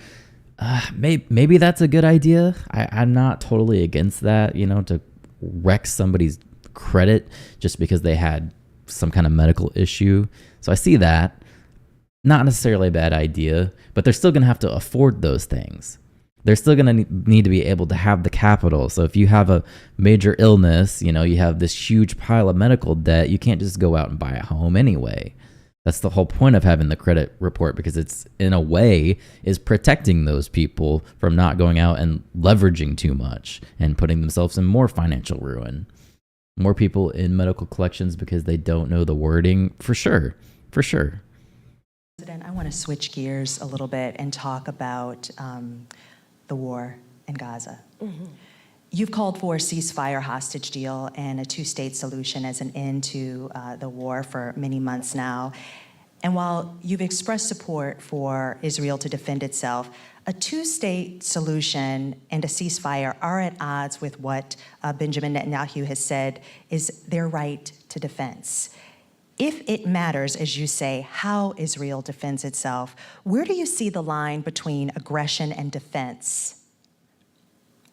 And our power as Israel's ally to do something? Okay, a lot to unpack in what you just Their right to explode some pagers, apparently. said. So let's start with this. I absolutely believe that this war has to end, and it has to end as soon as possible. And the way that will be achieved is by getting a hostage deal and a ceasefire deal done. And we are working around the clock to achieve that end.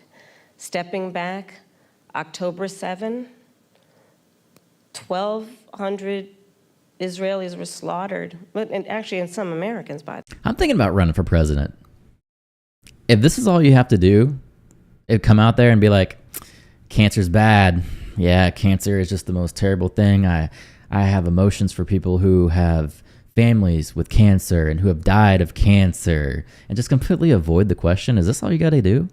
Get people to vote for you? Like, this is really how far we've come? This is sad. It's sad and frustrating and annoying all at the same time. By the way, in that number, slaughtered. Young people who were attending a concert. Women were horribly raped. And yes, so I have said, Israel has a right to defend itself. We would. And, but Madam Vice President, let me I think finish. my ask is There the we go. difference let me between finish. aggression Finally. and But defense. it's important to put it in context, which is what I'm doing, and I'll get to that. And so how it does so matters. It's not. And far People know that war is bad. You're wasting time. too many innocent Palestinians have been killed. Women and children. We have seen with horror the images coming out of Gaza. And we have to take that seriously. And we have to agree that not only must we end this war, but we have to have a goal of a two-state solution, because there must be stability and peace in that region, inasmuch as what we do in our goal is to ensure that Israelis have security and Palestinians in equal measure have secured. All right, she's pulling out the talk to you like a kindergartner tactic now. We've completely devolved in that. Next up is word salad. Have self-determination and dignity. A question for you on that, though. What levers does the U.S. have to support Palestinians in their right to self-determination? And is it even possible as Israel's ally? Well, absolutely. I will tell you, I have been actively involved in, for example, meeting not only with Israeli officials, but with Arab officials to talk about how we can construct a day after scenario where we participate in ensuring those exact goals that I outlined, including as part of the principles that should be applied to those goals, that there be no reoccupation of Gaza, that there be no changing of the territorial lines in Gaza, that there be an ability to have security in the region for all concerned in a way that we create stability, and let us also recognize in a way that ensures that Iran is not empowered. And what the stability does is it stops the firing, which is the goal of the original meeting of what I met with the Arab community. She's just going around in circles. Like, she's not saying shit. If she gets elected, do you think she's going to be able to get a ceasefire and create a two-state solution in Israel? We would hope. All we can do is hope. How can we push for a two-state solution when Israel doesn't want a two-state solution? Yes, still attacking. This war is still going on, and I don't know what she thinks she's going to do differently when she's already in the situation now. She doesn't need to be president to be out there actually trying to fix this situation.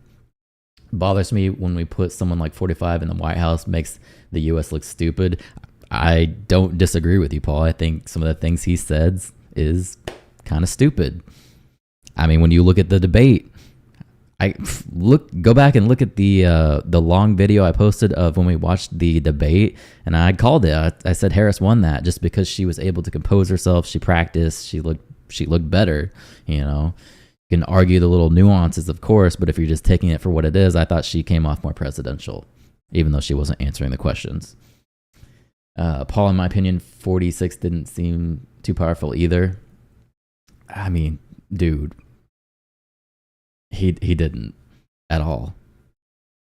Tripping downstairs and all of that bullshit. But I get what Paul's saying though. Like he's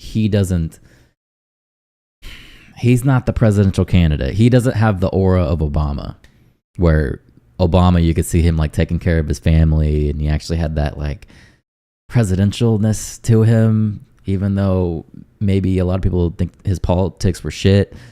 With you, at least he seemed like a better role model for the community, maybe, compared to someone like Trump. People are going to shit on me for saying that too, but whatever. That's how we do it here. Netanyahu doesn't want a ceasefire? Exactly. So even trying to work on this ceasefire is going to be very difficult for whoever is president. In this whole scenario, in terms of the peace and stability of the region. But absolutely, the United States of America absolutely has a role, which is why we have been active, in particular with the Qataris and the Egyptians, around attempting to get a deal done and get it done as quickly as possible. But Madam Vice President, just to follow up really quickly, is there a specific policy change that you, as President of the United States, would say you would do that would help this along? Because you've gotten a lot of credit for emphasizing the humanity of Palestinians. But what I often hear from folks is that there's no policy change that either you or the President Biden have gone and said they would do. Is there a specific policy change as president that you would do in our helping of Israel? We need to get this deal done, and we need to get it done immediately, and that is my position, and that is my policy. We need to get this deal done. But in the way that we send weapons, in the way that we interact as their ally, are there specific policy changes? Well, Eugene, for example, one of the things that we have done that I am entirely supportive of is the pause that we've put on the 2,000-pound bombs. And so there is some leverage that we have had and used. Just to support Paul's point, I specifically remember when Trump was president. I was deployed overseas in the Middle East, and when you need to go back to your barracks, you would have to go to this bus stop. You either wait for the bus, or there was a rideshare system where people that had cars on the base, you could kind of ride along with them, and maybe they take you back to your barracks. So, and that was faster than waiting for the bus a lot of times. So I specifically remember multiple times that I was trying to get a ride back to the barracks, and the foreign militaries would give you a ride back. So you get to kind of talk to them and, see a little bit like, what is their experience? What's going on with these guys? Different allied partners, right? And every time I got in one of these guys' cars, they would look at me and they'd like, so what do you think of Trump? Immediately. And you could just tell like the respect for being a president wasn't really there. And they wanted to see what an American military guy thought of his commander in chief. So that just kind of proves Paul's point when they were like, what is going on with this guy? He flies off the cuff.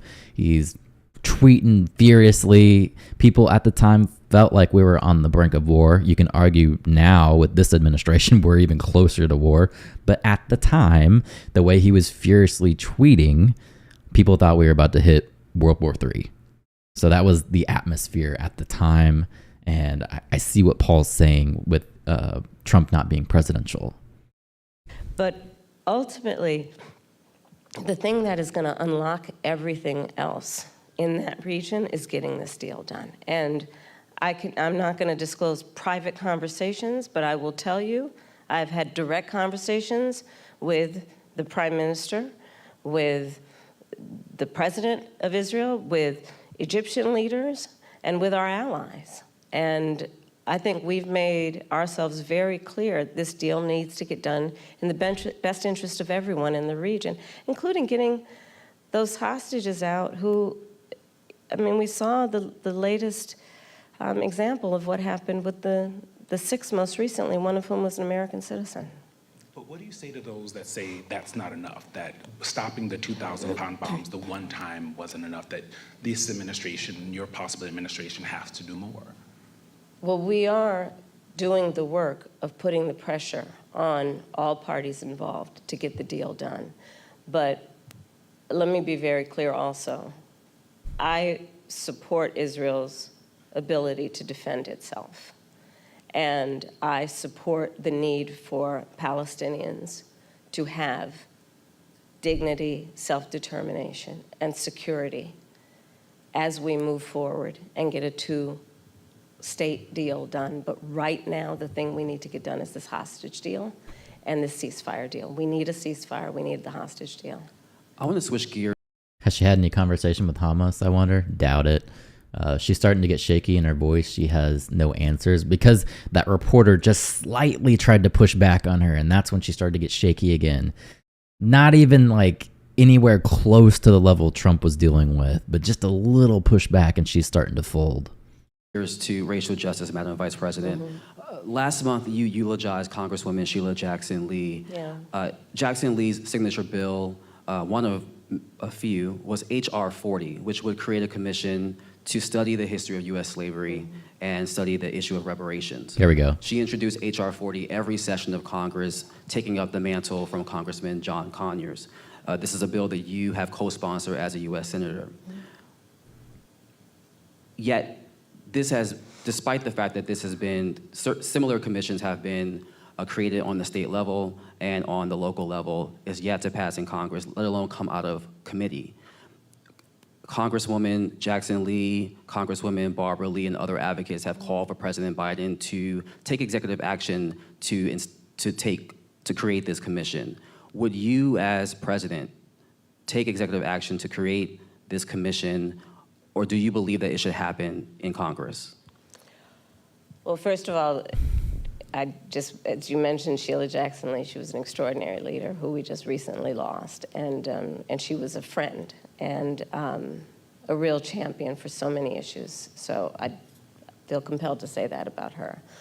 On the issue of what we need to do going forward, look, first of all, we just need to speak truth about history in spite of the fact that some people would try and erase history. and try and teach our children otherwise. Who's trying to erase history?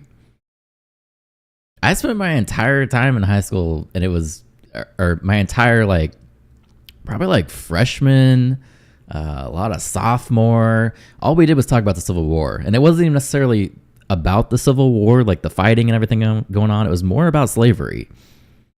I don't know what she's trying to say, erase history. Is she talking about the Confederate statues that they're pulling down? Is that erasing history? We need to speak truth about the generational impact of our history in terms of the generational impact of slavery, the generational impact of redlining, of Jim Crow law. I could go on and on and on. These are facts that have had impact. And we need to speak truth about it. And we need to speak truth about it in a way that is about deriving solutions.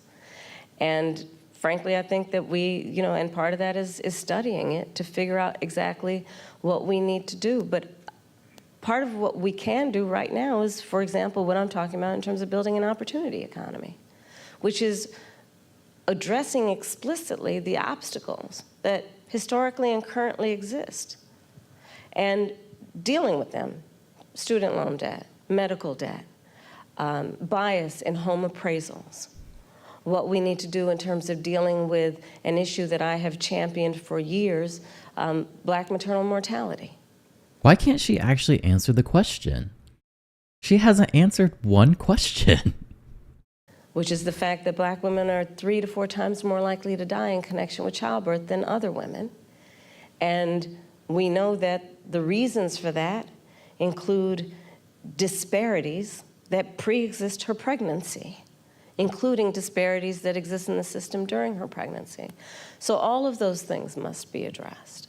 But do you have a position on whether that should happen, this commission should happen through executive order or via Congress? I think Congress ultimately will have the ability to do this work. I'm not discounting the importance of any executive action, but ultimately Congress. Because if you're going to talk about it in any substantial way, there will be hearings, there will be a level of public education and dialogue that, and I think that was part of the spirit behind the congressional action thus far. Okay, good answer. She actually answered it finally after she was pressed to answer the question. She's talking about Texas and Florida trying to take slavery out of the curriculum. Florida and Texas are not doing that. No, they are not. To ensure that everyone can participate in this conversation in a way that elevates knowledge about history and the reference points that that are the impetus of this conversation. Especially, again, when people are trying to deny history. When people are, so-called leaders are saying that enslaved people benefited from slavery. I mean, let's talk about the Delta. Who said that? What is he? Oh, my God. In terms of the work that needs to be done. It's profound. Madam Vice President, I want to move to Springfield, Ohio, and what's happening there. We've seen school closures, parents worried about their kids leaving the home because of racist conspiracy theories that I won't repeat here, but they have been repeated by leaders on the Republican side, President Trump, former President Trump, and Vice Presidential nominee J.D. Vance. I won't say any names, but I'm going to say some names. From your perspective, is this just a case of irredeemable racism that can't be mitigated by any rational action, or is this a situation in which a federal response could help this community heal? There's a question of resources and... Well, no, I'll let you finish, and then I'll speak. No. It's a crying shame. I mean, my heart breaks for this community. There were children, elementary school children, who it was school photo day. She kind of looks like the Grinch. Not trying to be a hater, but when the way she looked off to the camera and she was like, she reminded me of Jim Carrey playing the Grinch a little bit. You remember what that's like? Going to school on picture day? who were dressed up in their best, got all ready, knew what they were going to wear the night before, and had to be evacuated. Children. A whole community put in fear. There has been many accounts from multiple races in Ohio all claiming the same thing about the pets. Yeah, there has. And I don't even, man, I'm not from Ohio. I don't want to get into it. I don't know if they're eating the pets or not. It could be some crazy internet bullshit, but then I go online and I see people from Ohio supposedly are backing up the claim. So I don't know. I just want to stay out of it. It's silly. It sounds silly. Yeah, she looks evil there. Yeah, she looked like the Grinch. She reminds me of Jim Carrey's Grinch. And I'll say a couple things about it. One, I learned a long time ago in my career, having a background as a prosecutor, when you have these positions, when you have that kind of microphone in front of you, you really ought to understand at a very deep level how much your words have meaning. I learned at a very young stage of my career that the meaning of my words could impact whether somebody was free or in prison. As Attorney General, I was of California, 5th largest economy in the world. I was acutely aware that my words could move markets. When you are bestowed with a microphone that is that big, there is a profound responsibility that comes with that. That is an extension of what should not be lost in this moment, this concept of the public trust. To then understand what the public trust means. It means that you have been invested with trust. So I heard all the bomb threats were a hoax, and most of them came from overseas. I'm not even going to say that they're hoax. I don't know if they are or not. I just think it's stupid. You have a debate. Trump says they're eating cats and dogs, and then you have people call into hospitals with bomb threats. I don't even see how any of that's related and how she's tying that to Trump. It doesn't make sense. I don't understand her logic where she's going from there. It doesn't, like, he told them to call in bomb threats into schools because Haitians are eating cats and dogs. Where's the logic in that? Where does any of this make sense? And it's just a clear play on your emotions. It really is. We could argue that the whole thing is stupid for Trump to say that, especially at a presidential debate. We could argue that it's wrong. It never happened. It's not a thing. But there's no real connection there. Bomb threats in a debate where they're talking about eating cats and dogs, that's just stupid. It's just dumb. Who does that? Who goes, oh, he just said that they're eating cats and dogs on stage. You know what I'm going to do because of that? I'm going to call in a bomb threat into an educational center. That makes sense. Does she know that Putin, Netanyahu, or any other world leader cares that she was a prosecutor for California? They laugh at California like the rest of us. Yeah, none of this is important. She's trying to seem tough. That's the whole point behind this. She wants to seem like a strong leader. I don't like this tyrannical speech she gives about how she found out her words could put people in jail. Exactly. After all of the people's lives that she ruined, now she's talking about it. So this is where the reporter should actually follow up, where they talk about all of the young black men that she put in jail, because of her words, right? That's where they should actually be holding her accountable. I don't think they're going to do it. I think they're going to keep throwing her some softball questions and let her talk about her emotions, a little bit more. To be responsible in the way you use your words, much less how you conduct yourself. And especially when you have been and then seek to be again President of the United States of America. And so I go back to, it's a crying shame, literally. What's happening to those families, those children in that community, not to mention what is happening in terms of, look, you say you care about law enforcement resources being put into this because of these serious threats that are being issued against a community that is living a productive, good life before this happened. Again, Trump didn't call in the bomb threats, so I don't know what she's talking about. Google whitewashing history textbooks. That is what she was talking about. We'll see what we can find. And spewing lies that are grounded in tropes that are age old. And look, I said it not very far from here the other day at the debate. This is not new. This is not new in terms of these tropes. This is not new in terms of where it's coming from. And, you know, whether it is refusing to rent to people, rent to black families, whether it is taking out a full-page ad in the New York Times against 5 innocent black and Latino teenagers, the Central Park 5, calling for their execution, whether it is referring to the first black president of the United States with a lie, birther lies. And look, the American people deserve, and I do believe want better than this. I do believe that. I know,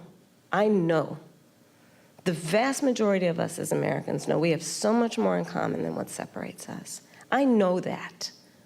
I know that regardless of someone's background, their race, their gender, their geographic location, I know that people are deeply troubled by what is happening to that community in Springfield, Ohio.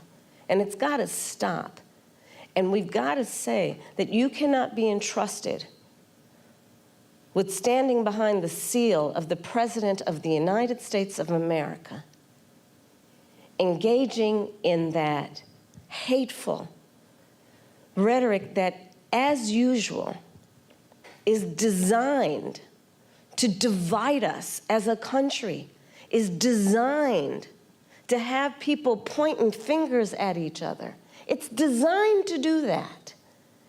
And I think most people in our country, regardless of their race, are starting to see through this nonsense and to say, you know what, let's turn the page on this. This is exhausting and it's harmful and it's hateful and grounded in some age-old stuff that we should not have the tolerance for.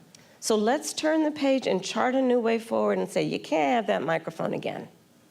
Madam Vice President, I'm switching gears again. Okay. Quick question. I want to talk to you about gun control. Before she gets into that, I believe her on Project 25, hilarious for Trump to deny it. She lied about no military members being deployed. Yeah, she did lie about that. I am on X, but I don't post anything on there, so I'm not really on there. I'm only on there to look at immediate news, just to see like live reports if I can. They weren't technically in combat zones. The ones she was talking about were in Iraq, and that's a combat zone for sure. This is what you were talking about, I think. So this is from The Guardian. It says, The Guardian analysis comes as backlash around anti-racist education in public schools has reached a fever pitch. About half of the states have enacted or looking at to enact restrictions on discussion of systematic racism. In Florida, for example, the State Board of Education recently voted to ban teaching of critical race theory and the 1619 Project, a curriculum born out of a New York Times Magazine initiative that seeks to reframe American history through the historical legacy of slavery. So looking at that, I understand that they're putting limitations on what maybe someone on a far left side would want, but they're not banning the teaching of slavery. That's what she was claiming. Nobody's banning the teaching of slavery in Florida and Texas. They're banning these critical race theories, ideas, and all this other stuff, but it's not slavery. They're still teaching history. The ad about the Central Park 5, I believe he never called out race. He wanted to bring the death penalty back. I can't find the full ad, so I can't be sure. Let me see. Go back into our video. see what she's talking about. So she's getting ready to talk about guns, which she's pretty much already clarified this at this point. She wants to ban assault rifles. So she's going to start out this. If she's repeating the same things that she said in the debate and her past interview, she's going to go, look, I'm a gun owner. Tim Walz is a gun owner. We're not going to ban your guns. And then she's going to talk about her emotions some more. And then she's going to say, we're going to ban assault rifles, which is banning guns. So if I had a bingo board, we would definitely be nailing this one. So you've said you support an assault weapons ban and universal background checks, and we actually learned during the debate that you are a gun owner. But in cities like Philadelphia, handguns are responsible for most homicides and violent crime. The most recent FBI data shows handguns were involved in 59% of murders in our country. How will you address the issue of the use of handguns? Because a push for an assault weapons ban only addresses a significant but small part of the problem. So, first of all, yes, I am a gun owner, and Tim Walz Nailed it. God, I called that shit. is a gun owner, and we're not trying to take anybody's guns away from them. Ooh, 2 for 2. Now we need to move into assault rifles. Now I'm going to ban those. But we do need an assault weapons ban. What the fuck? Ooh, nailed it. Assault weapons are designed to kill a lot of human beings quickly. And put and holes? Have no Weapons place, ban, and have yes. no place, I'm going to get to it. Yes. And have no place on the streets of a civil society. We need universal background checks, which, to your point about handguns, is about saying that it is just reasonable to want reasonable gun safety laws that say we should do background checks that we ought to know. It's just reasonable. You might want to know before someone can buy a lethal weapon if they've been found by a court to be a danger to themselves or others. You might just want to know. And respectfully, we do understand that. But you're asking Yes. about... I'm you're asking asking specifically about handguns, because many of those handguns aren't purchased in places. Universal background checks apply to handguns. Yes. They do. But in And many instances, those handguns aren't even bought lawfully. Yes. Finally. Which is why I also have been very adamant for years. In fact, I myself protested at a gun show probably 10, 15 years ago about the gun show loophole and why we need to close that. Because what ends up happening is that gun shows at flea markets, gun dealers are not, under existing law in the past, required to register their sales. And so you are exactly right that a lot of homicides, for example, a good number of them, I don't have the statistic in front of my mind, are committed with illegally purchased guns. And that's why we need to address each entry point in the issue, including universal background checks, closing the gun show loophole, and what we need to do as a general matter to focus not only on reaction to crime, but prevention of crime. So you're raising a very important issue that has many facets, including what we need to do in terms of reasonable gun safety laws and what we need to do around crime prevention, what we need to do around crime deterrence. But listen, I have personally prosecuted homicide cases.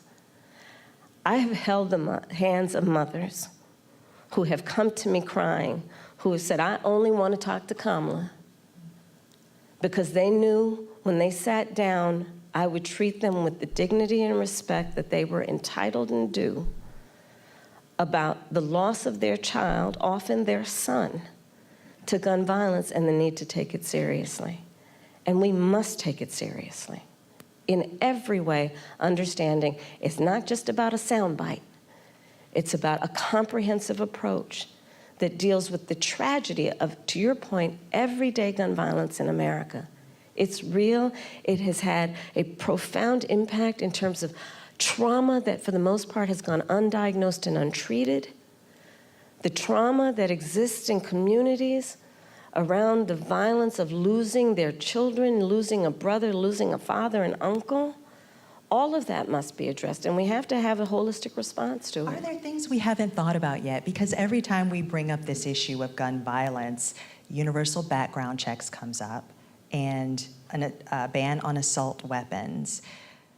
Are there other solutions that you're also thinking about that will get at this issue? Absolutely. For example, part of what we did as vice president with the president, we were able to pass the first meaningful gun safety legislation in 30 years. And part of what that involved was millions and millions of dollars to put more mental health counselors in public schools, right? Because we know that there is an aspect of this that is about treating the trauma and dealing with it at its source before it ends up manifesting itself in a problem. There is the work that we need to do that is about putting resources into communities around violence prevention. I've been a big advocate of that for years, which includes what we need to do around putting resources into community-based intervention that is not just requiring on the good people in the community to volunteer to do the intervention, but actually paying people to do it because it's a full-time job. It's about understanding what we need to do to, again, understand that, to your point, we have to have a holistic response to this issue and prioritize it instead of reacting to the tragedy that, sadly, they are too predictable. Let's all agree, enough of that. There are very few solutions that we haven't thought of. We need to put the resources into them. Madam Vice President, we want to move to the topic of reproductive access, something that you have worked in leading on both for the administration, Democrats, and now the top of the ticket. You've said that as president, you would want to codify Roe. If it came to your desk, you would sign a bill that did that. Roe protected access until fetal viability, which it also says is, quote, at about 7 months, but it may occur earlier, even at 24 weeks. So do you similarly support also codifying Roe's restrictions, which allowed states to ban abortion in the 3rd trimester of pregnancy unless necessary to save the mother's life? We need to put the protections of Roe v. Wade back into law. And when that bill gets passed by Congress, I will proudly sign it into law. Understand what is happening in our country. Over 20 states have passed what I call Trump abortion bans because I understand how we got here. The former president handpicked 3 members of the United States Supreme Court with the intention they would undo the protections of Roe v. Wade. They did as he intended, and in state after state, laws have been passed criminalizing healthcare providers. I don't know if anyone here has heard most recently the stories out of Georgia. Tragic story. This is where I'm with her. I don't believe that abortion should be banned. I know there's going to be a big conversation. Oh, it's going back to the states. Yeah, I think women should be able to get their health care. I don't think it should be up to the states. I think that should just be a federal thing, that if a provider wants to offer that service, then they should be allowed to do that. If you don't like abortions, don't get an abortion. About a young woman who died because it appears the people who should have given her health care were afraid they'd be criminalized after the Dobbs decision came down. Laws that make no exception even for rape or incest, which means that you're telling a survivor of a crime of a violation to their body that they have no right to make a decision about what happens to their body next, which is immoral. An approach that doesn't take into account that most people, I think, agree you don't have to abandon your faith or deeply held beliefs to agree the government should not be telling her what to do with her body. If she chooses, she will talk with her pastor, her priest, her rabbi, her imam, but it should not be the government or Donald Trump. These are the same people that forced you to get the COVID vaccine. Just saying. Not to say the vaccine was even bad, but right to do what you want with your body. So there you go. Telling her what to do about her own body and her life. So that's where I stand. We need to put back in place the protection of Roe v. Wade and put that into law. And those restrictions that are also in. We need to put back in place the protections of Roe v. Wade and let an individual, in consultation with her doctor, make the decision based on what she can determine, because she's smart enough to know. I have no say on abortion, but I also think it shouldn't be a primary source of birth control. Yeah, I'd like to think that people aren't going down to the abortion factory. I'd like to think that it's a very serious decision that people are going to make. I don't think people are just going and getting abortions. I don't think that's a thing. what's in her best interest instead of having her government tell her what to do, especially a bunch of people in these state capitals who think they're in a better position to tell her what to do than she is to know what's in her best interest. Before we conclude, Madam Vice President, Joyful Warrior has been used to describe You your didn't campaign. see that just a minute ago, though. Okay, I'm back to my joyful part. And your opponent and Republicans have at times weaponized you laughing in campaign ads for. See how they ask questions about her opponents, but they don't actually hold her accountable to the things that she has said? Maybe that's a little bit biased. Just saying. They brought up Trump multiple times and things that Trump has said, but what about the things that she has said? You can get her opinion on her policies because she's right here. You know? For example, why is joy important to you to insert into this election? And what do you make of Republicans using that as a way to suggest that you're not a serious candidate? Well, sometimes I think, and I'll say to whoever the young people are who are watching this, there are some times when your adversaries will try and turn your strength into a weakness. Don't you let them. Don't you let them. I find joy in the American people.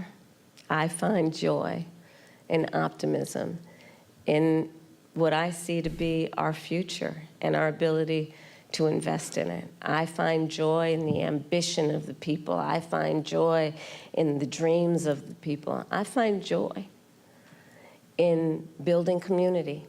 I find joy in building coalitions. I find joy in believing that the true measure of the strength of a leader is not based on who you beat down, but who you lift up. She's trying to spin this that her cackle was because she found joy in people, when everybody knows that her cackle was because she's nervous. It's a nervous tick. You can't erase the videos of every time you were pressed and you had a nervous cackle. It's a reaction. It's human. It's normal. But to try and tell people that it's from the joy of Americans, come on. Just don't. And I think we should all find joy and have a sense of optimism about who we are as Americans and what we mean to each other and what we can do to lift each other up. Madam Vice President, President Biden spoke to former President Trump after the attempt on his life this weekend. Have you spoken to him? I have. And earlier today, I assume? Yes. How'd that go? You want to give us some intel? Sure. I checked on him to see if he was okay. Yeah. And I told him what I have said publicly. There's no place for political violence in our country. I am in this election and in this race for many reasons, including to fight for our democracy.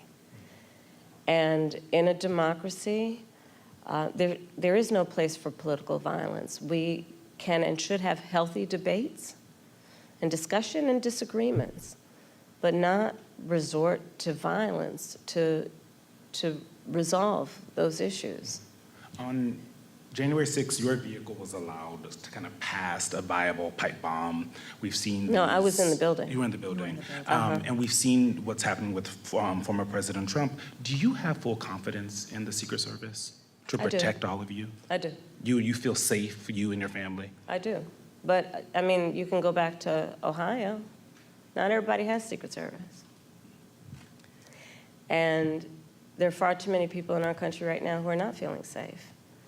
I mean, I look at Project 2025, and I look at, like the Don't Say Gay laws coming out of Florida. Members of the LGBTQ community don't feel safe right now. Immigrants or people with an immigrant background don't feel safe right now. Women don't feel safe right now. And so, yes, I feel safe. I have Secret Service protection. But that doesn't change my perspective on the importance of fighting for the safety of everybody in our country. And doing everything we can to, again, lift people up and not beat people down so they feel alone and are made to feel small and made to feel like they're somehow not a part of it or us. Madam Vice President, thank you so much for your time. Thank you. Thank you. I've appreciated this. Thank you. Thank you. So yeah, they definitely didn't grill her as much as they grilled Trump. That's for sure. There was very little interjecting back and forth to keep people on track. Literally, like none of that.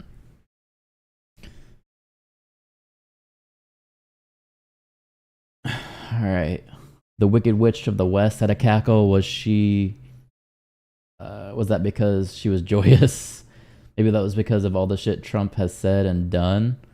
That's it. I mean, that's her interview. It was like an hour-long interview, so at least they held her there for a while. Yeah, I wish they would have pressed her more.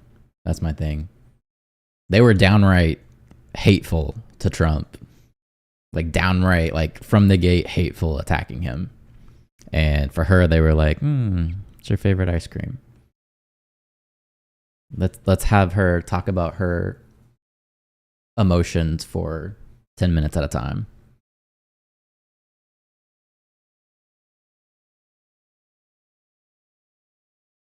Oof.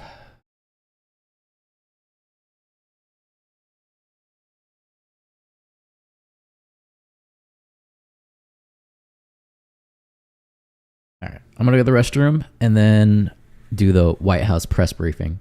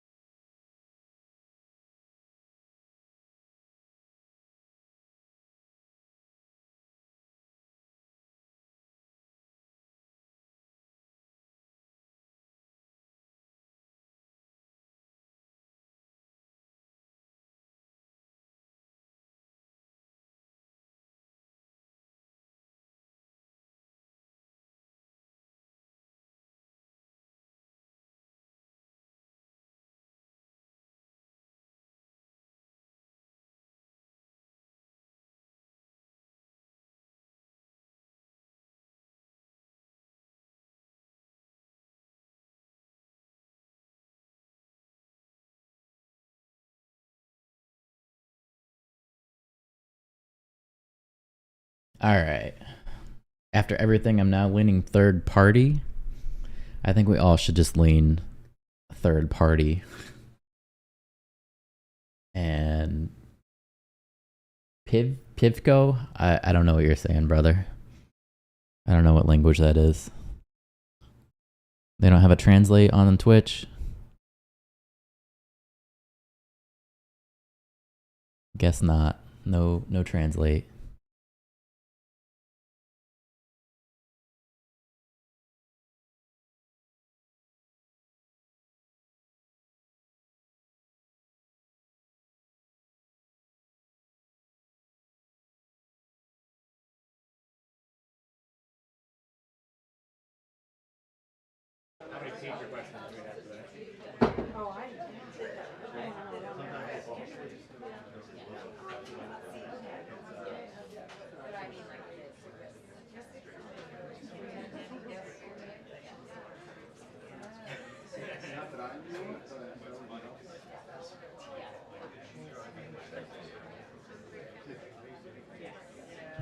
All right, so here is our White House press briefing. Karine should be out here any minute to refer us to other people to answer questions.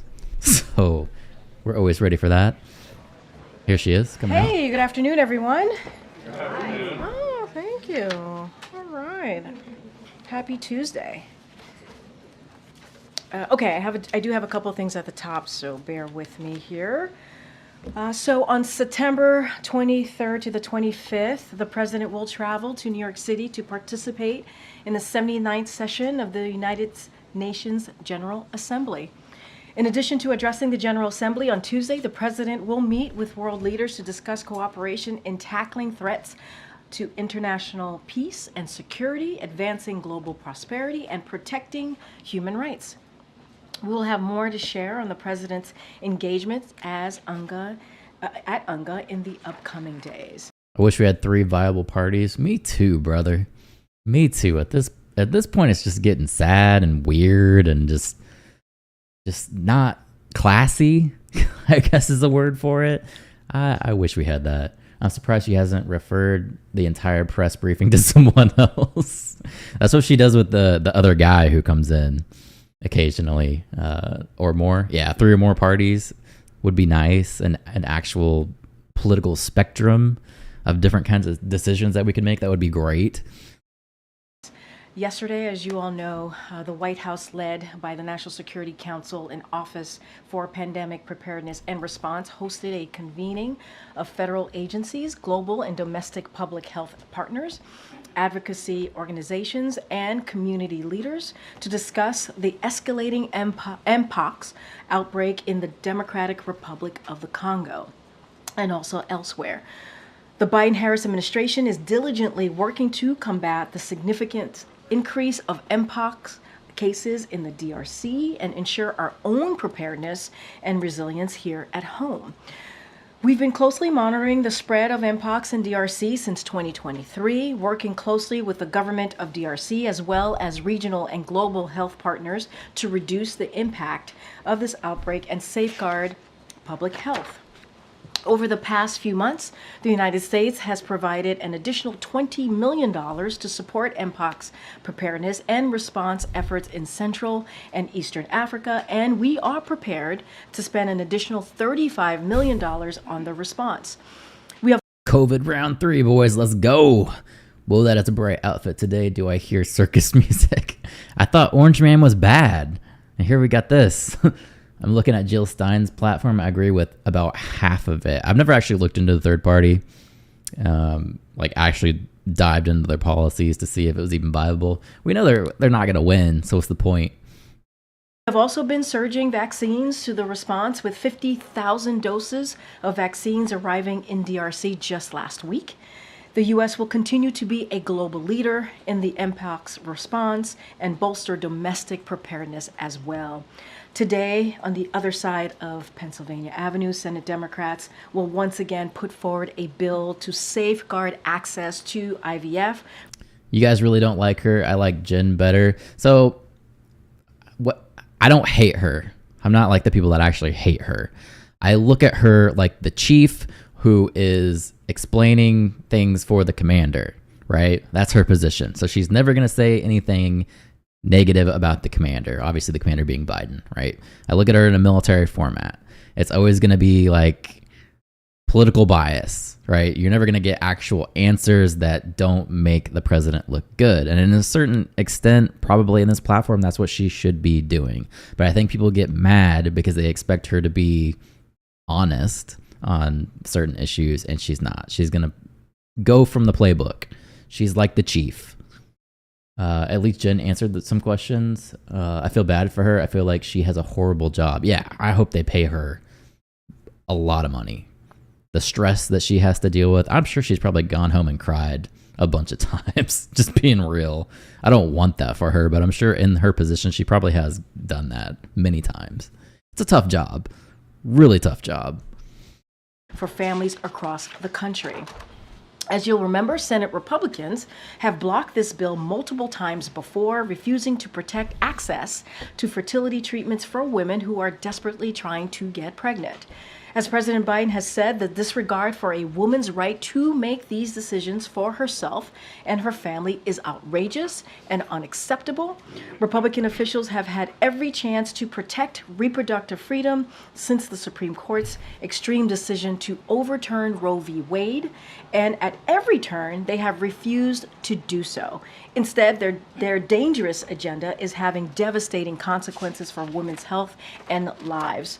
Republican officials think they can message their way out of their support for extreme policies that cut off access to IVF and put women's health and lives at risk.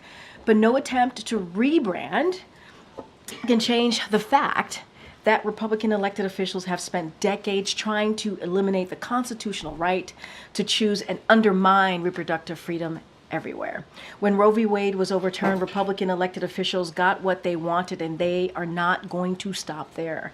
President Biden and Vice President Harris believe that every woman should have the right to make their own decisions and access the care that they need, including fertility treatment. And they will continue to fight alongside Democrats in Congress until the protections of Roe v. Wade are restored in federal law for all women in every state. Senate Republicans should truly join us. And today is voter registration day. Without getting into politics from here, we can all recognize the importance of the right to vote and have that vote counted. Sign up to vote. I did it last week. It was really easy. I could do it online.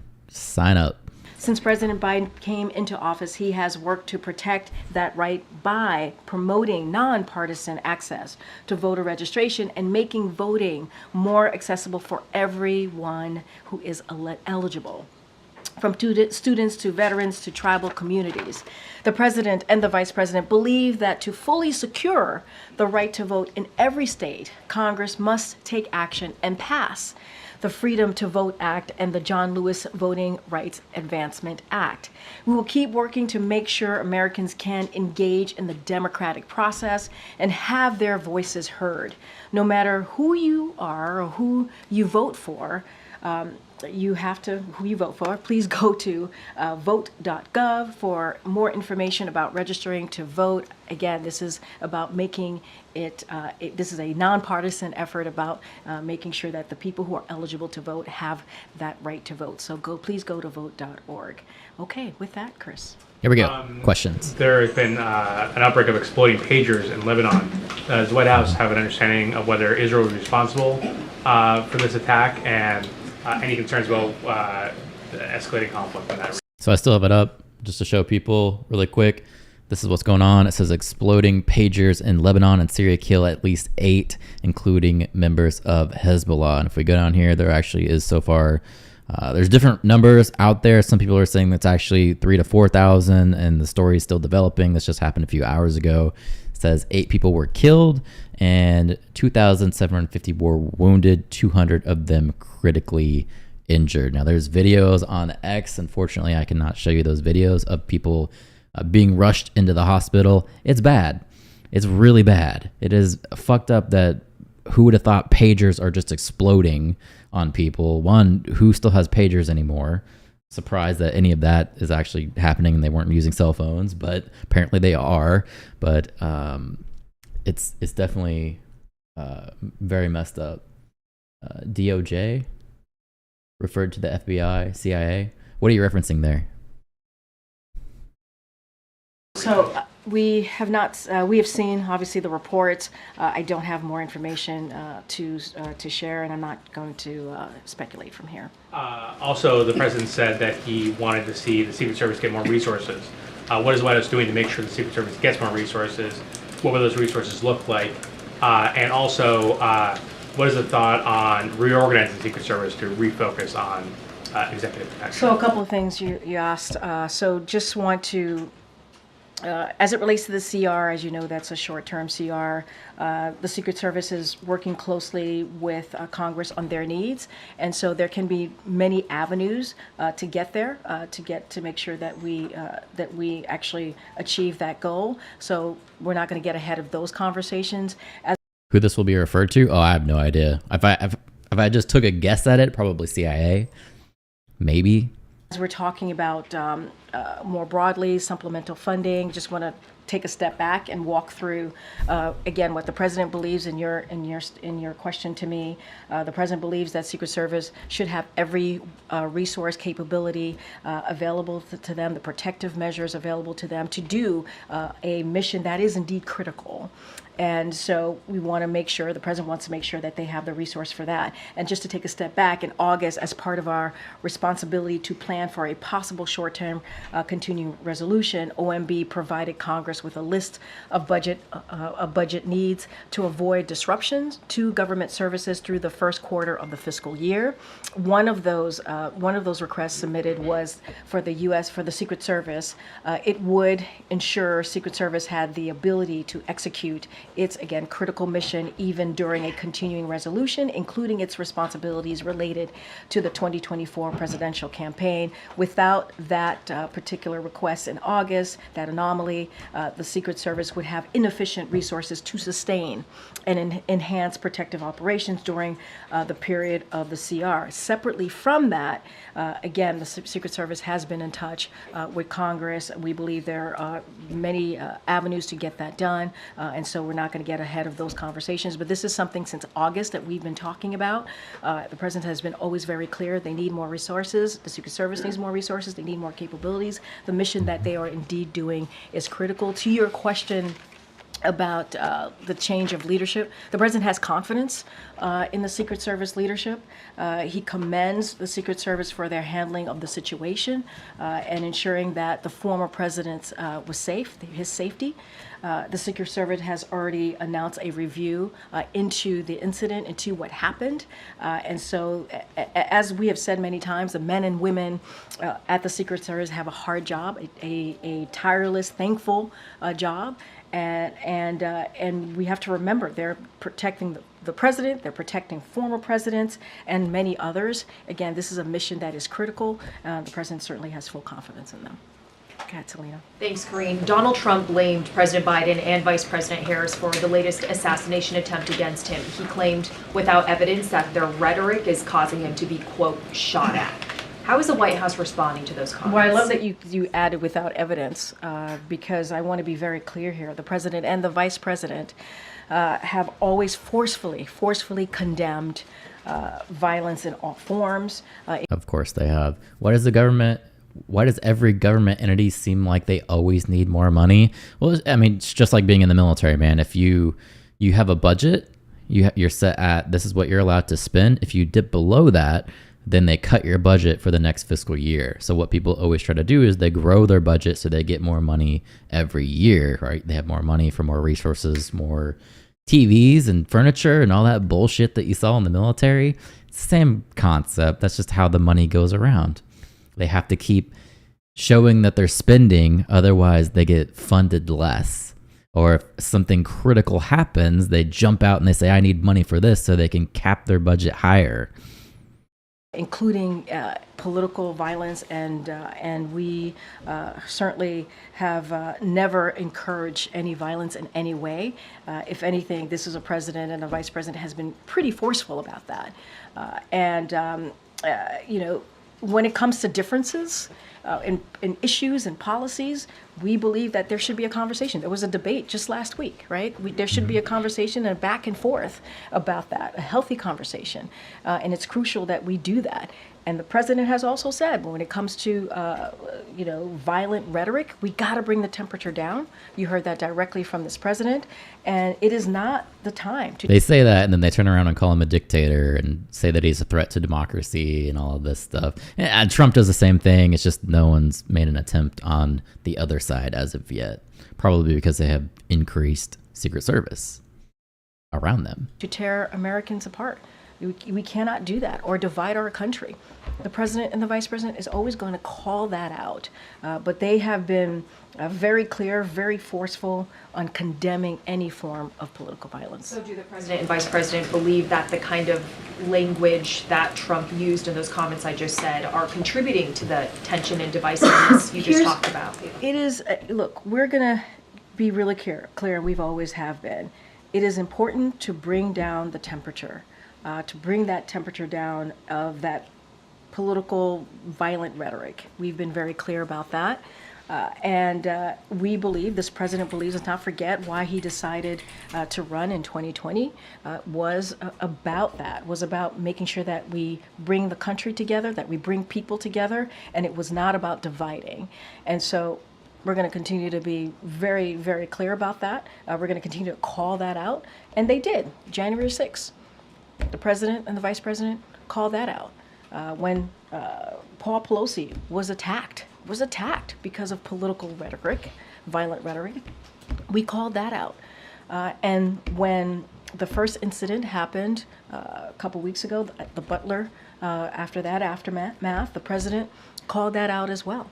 And so he's very consistent. He thinks both sides should be very clear about that. It's not just the president or the vice president. Every leader, national leader, or any leader in this country should be calling out political violence and bringing the country together, not dividing it. Just to be clear. Just to clarify, so you're saying that the president and vice president believe that former President Donald Trump should be toning down his rhetoric? So I'll say this. President Biden has been clear-eyed about the threat that the former president represents to our democracy.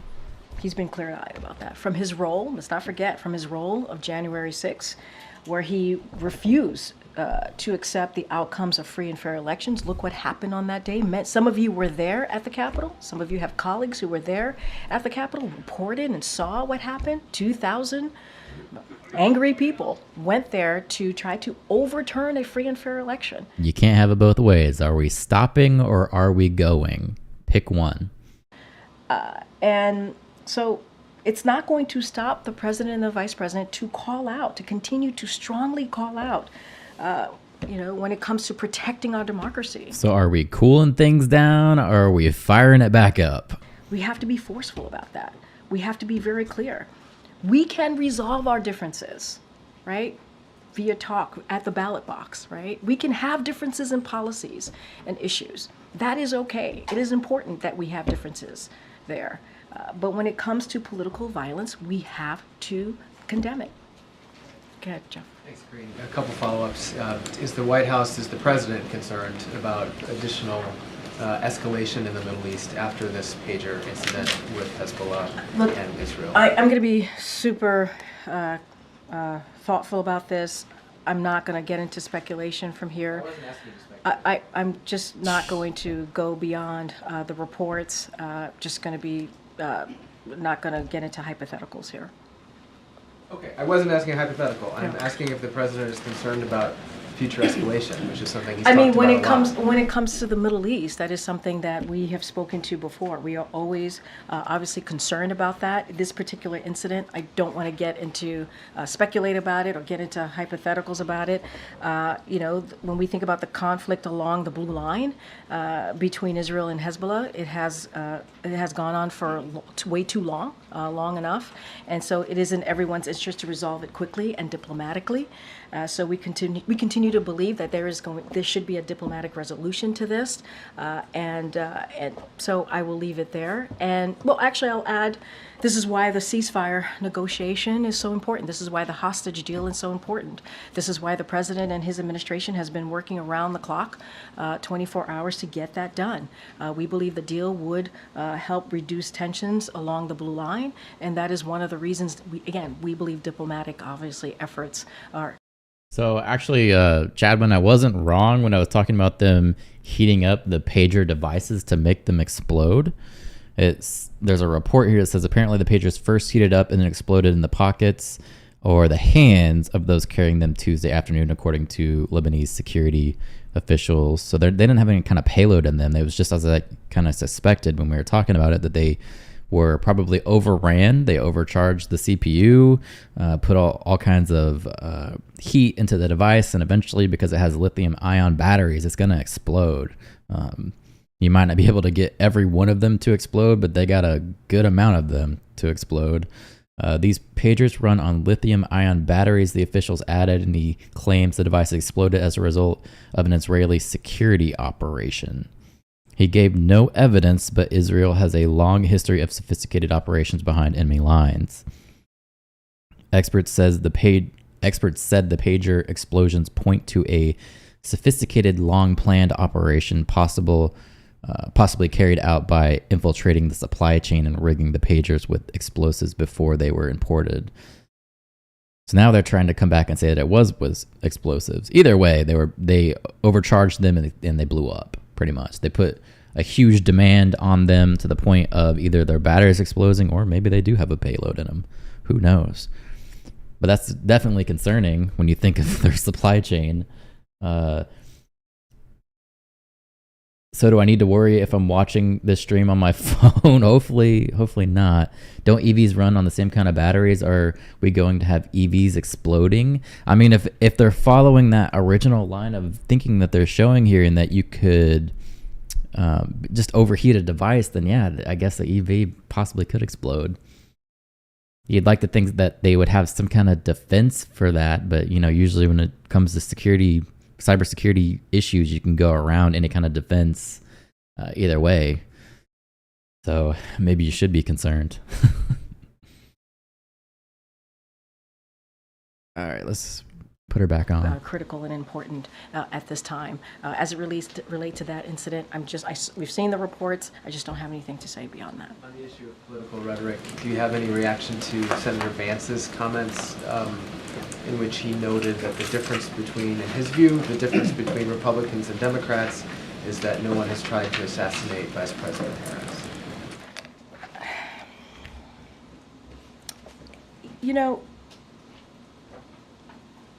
Again, What's going on, random watcher? got to be mindful. Obviously, he's a candidate. But when you are a national leader and you have a community that looks up to your leadership, and you have a job where you're supposed to make people's lives better, where you're supposed to do the thing that is right on behalf, not just the American people, but on behalf of this country, people entrust in you to do just that, entrust in you to make decisions that's going to move this country forward, to make it the great country that it is. And when you have that type of language out there, it's dangerous. It's dangerous because people look up to that particular national leader, and they listen to you when you are a national leader. And when you make comments like that, all it does is create or opens an opportunity for people to listen to you and potentially take you very seriously. And so it's dangerous to have that type of rhetoric out there. This is why this president and this vice president has been very clear on condemning any type of political violence, political rhetoric. And that's why when the president called the former president, was really relieved that the president was safe. And the president has said, we need to tone that down. We need to tone. She's going back and forth. We tone it down and then we hype it back up again. She's not really making a whole lot of sense. But one thing I will say, there's going to be some people who question the investigation that's ongoing. So just showing this here, Florida law enforcement officials will launch their own criminal investigation. So there is going to be a separate investigation just done by Florida. It says into the apparent assassination attempt on former President Donald Trump that will run parallel to the federal probe. This is being done by Governor Ron DeSantis, which was announced yesterday. The governor said Florida prosecutors will pursue the most serious charges available under state law, including attempted murder, in the state-level investigation into Ryan Wesley Routh, who was charged Monday with federal firearm offenses. So I don't know. Does he suspect there was some kind of wrongdoing here? I don't know. It says we have a very strong interest in holding this suspect accountable, obviously, because you're getting a lot of attention because this happened in Florida. So, of course, you're going to be definitely wanting to get all that information out there, especially because it's alongside your political party.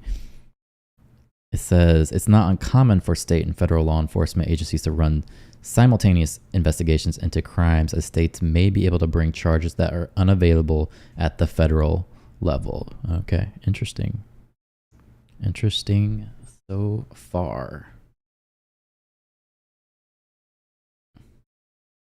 And there's definitely plenty in this current political environment. The truth. I don't think this assassination attempt should be causing more division. Oh, it's going to. You know they're going to spin this to be like a political thing, and even the Republicans are going to try to paint Trump as this hero who's survived 3 assassination attempts by now. You're not going to be able to avoid it, man. We just got to accept it. I still believe the attempts are part of a conspiracy, but that's just my opinion. Your conspiracy theory on them wanting to ban ARs, that's a pretty good one. I enjoy a good conspiracy theory myself. They're fun, right? Oh, it definitely will. The truth is dangerous, I guess. Well, we'll see. We'll see what Florida comes up with their own in their own investigation. It down, and it should have no place in our politics. It should have no place in our country. We should not be speaking that way. We should not be saying those things.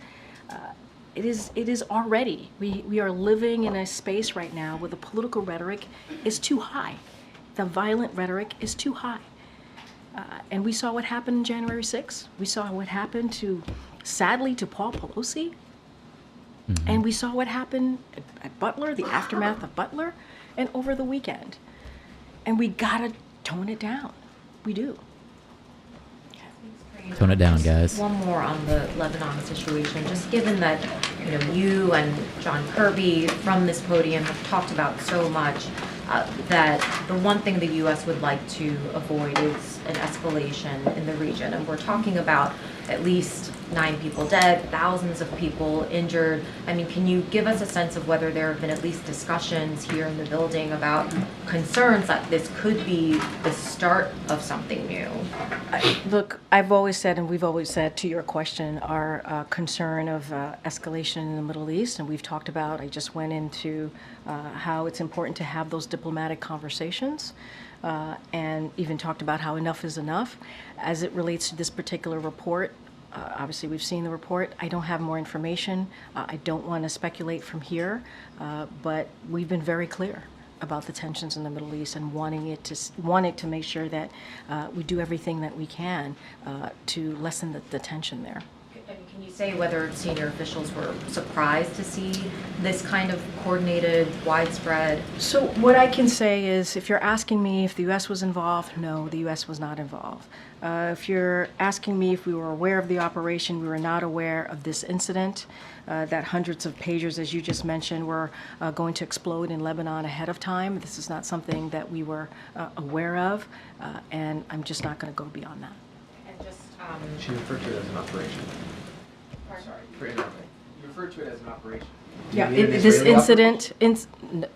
I don't have anything beyond the reports that are out there. I don't have anything beyond to share. What I can say is that we were not aware of this incident and of the hundreds of pagers that were going to explode.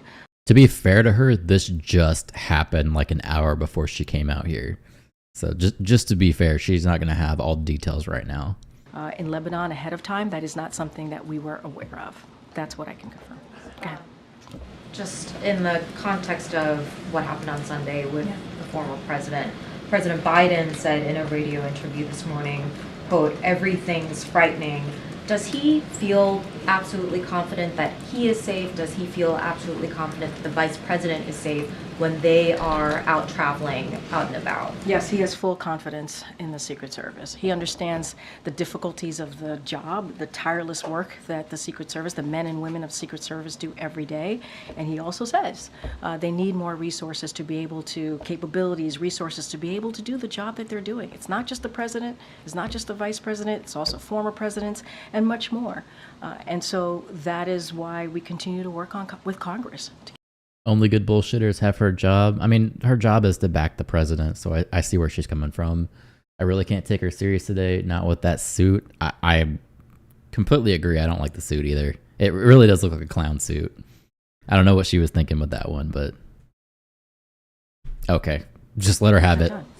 Use the word frightening. He was not referring to anything related to his own safety, the vice president's I mean, safety.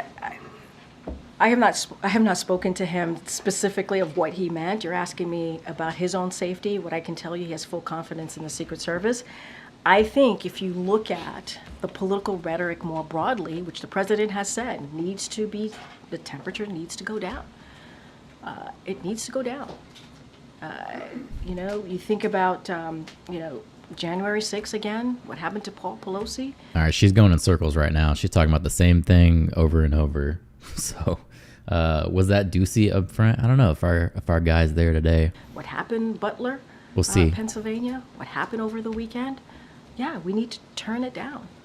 It is frightening Hopefully. for everyone, for Americans to see that. And so we need to lower those types of that temperature, lower that type of political violence. It has no place in politics, and certainly in this country. Hold on one second. Go ahead, Nancy. Thanks, Corinne. I want to follow up on that because Senator Vance appeared Yeah, he's there. He looks half asleep, but that's him there. to call out specifically one of the phrases that you used earlier, which was threat to democracy. He said, we cannot tell the American people that one candidate is a fascist, and if he's elected, that it's going to be the end of American democracy. Now, I recognize that Donald Trump has also used those phrases, threat to democracy, danger to democracy, but in light of what has happened, and in light of the fact that there are going to be disturbed people who take words like threat or danger literally, is the president and is the vice president considering avoiding those specific terms, threat to democracy or danger to democracy? I mean, look, and I answered this question. The president has always been very clear-eyed about this, about the threat of the former president represents to our democracy. Just think about January 6th. January 6th, we have to. She keeps going back to it. She can't mention the Trump assassination without talking about January 6th. Yep, this is like the 4th time she's brought it up. You can't say the temperature has to come down while emphasizing January 6th and Pelosi. Yep, here we're back in this same circle that she keeps going in. To be honest with the American people, when we see those types of threats, when we see that type of rhetoric that led to 2,000 people going to the Capitol, we have to call that out. Look, let me step back for a second even further. We got to call that suit out. That's what we got to do. What were you thinking this morning? You all as news organizations have the obligation, right? You are all obligated to cover events like January 6th. As I mentioned before, some of your colleagues were there. Some of you were there on January 6th. And you had to report that the way you saw it. The obligation to do that. And we appreciate it because I know those were dangerous times. That was a dangerous day to be there. And, we have to call out any type of refusal of an outcome of an election, any type of violent rhetoric. And this administration has the responsibility to be honest to the American people. So, look, we can, as a country, right, we can have disagreements on issues, on policy issues. It is okay to have that conversation. We had a debate, just as I mentioned recently. That is what's beautiful about what we do, right? To go back and forth about our democracy. But once there's violent rhetoric, we gotta condemn that. Yeah, like calling somebody a dictator on day one. And the president's gonna encourage all leaders from both parties to do so. All leaders from both parties to do so. It's not just on one. All leaders on both parties have to make sure that we do not use that type of violent political rhetoric. Because look what happened. January 6th, Paul Pelosi, Butler, over the weekend. We got to be mindful. Go ahead, April. Oh, I'm sorry, April. I think she had more. Sorry. I apologize. No problem. So this is a question about the Secret Service, and I'm wondering if the president believes that at least until the Secret Service can get the resources that he says that it needs, does he believe that both presidential candidates should be avoiding unscheduled movements, particularly in open air locations like a golf course that are very difficult to secure when the Secret Service and law enforcement don't have a lot of advance notice? So that is for the Secret Service to speak to. I can't speak to their protocol and how they do their business. That they are the professionals, so that is for them to decide on. I will speak to what the acting Secret Service director said. He said this yesterday as it relates to basically the former president's protection. And I think this is important. In the aftermath of July 13th, President Biden made it clear that former President Trump should have the highest level of protection offered by the Secret Service. And the president has repeatedly said that the Secret Service should have every resource capability in order to do their job, which is mission critical. And since July 13th, the Secret Service has greatly enhanced the security footprint for the former president. And so that is something that they have said they have done. That is something that the president wanted to see be done. And yeah, and they did their job. Nothing happened to him. You know, it was a mission success for them. He said he would be a dictator on day one. So we're talking about reporters asking him questions about being a dictator. He's joking about being a dictator on day one. It would be, and then the Democrats flip it around and say that he actually wants to be a dictator. That's where it's silly. It'd be like Biden putting on the MAGA hat like we just saw last week, and people on the right going around and say, oh, he is actually a MAGA now. That's how it gets dishonest. It's so like there's no context to it. Like we know Biden was joking around with the old guy, he put the hat on, and if Republicans ran with that and said, oh, actually he flipped sides now, blah, blah, blah, blah, blah, and ran their campaign like that, that would be comparable to what they're doing when they say, oh, he really wants to be a dictator. It's not honest, and it's just silly. And so anything about their protocol, how they move about, how they make decisions, to your question, that is something for them to speak to. Thank you. Was it? Okay. Sorry, I'm sorry about that answer earlier. Go ahead, April. Going back to to an answer that you gave to someone about lowering the temperature when it comes to this divisive rhetoric, it's not just about presidential division. It's also about lowering the temperature, do you think, when it comes to the Haitian community? Because this debunked narrative from President Trump and J.D. Vance has now created a problem in Ohio. It's also created a problem for not just the Haitian migrants, but also others. Could you talk to me about this, and what is the White House planning to do, if they're planning to do anything, to change that narrative and to quell all of this upset and this, I guess, excitement over this? Well, look, I mean, we have been very clear. The president has been very clear in the past couple of days, speaking to this directly himself. What we've seen in Springfield, Ohio, the hateful and dangerous conspiracy theories that we've heard from political leaders, and they've been pushing this over and over again. But he admires and fawns over dictators. That's questionable. That's another left narrative that he actually does that. Have people started attacking the Haitian migrants? See, that's the good question right there. We can look it up and see if there's been any reports of any kind of attacks, or if they are just, embellishing things again. But I also want to say that you've also heard from other Republicans, like the governor of Ohio, like the mayor of Springfield, who have said, who have debunked this, and have been very clear that this is not true, what we're hearing, the hateful smears, and have called it out. And we heard it from the local police department as well in Ohio. And, as I said, the president said last week, this needs to stop. He spoke about it yesterday when he was at the HBCU event in Philly, and he's going to continue to do so. It is undignified and insulting to all of us as Americans, undignified and insulting, to spread these types of filth. It is filth. It is dangerous. It puts us less safe. And it's dangerous, and it's disruptive, and it's fearful. So when you say it's undignified, and the other words that you use, but you also said dangerous, how dangerous is this? When communities feel unsafe, because these type of hateful smears, these conspiracy theories are being spread about them.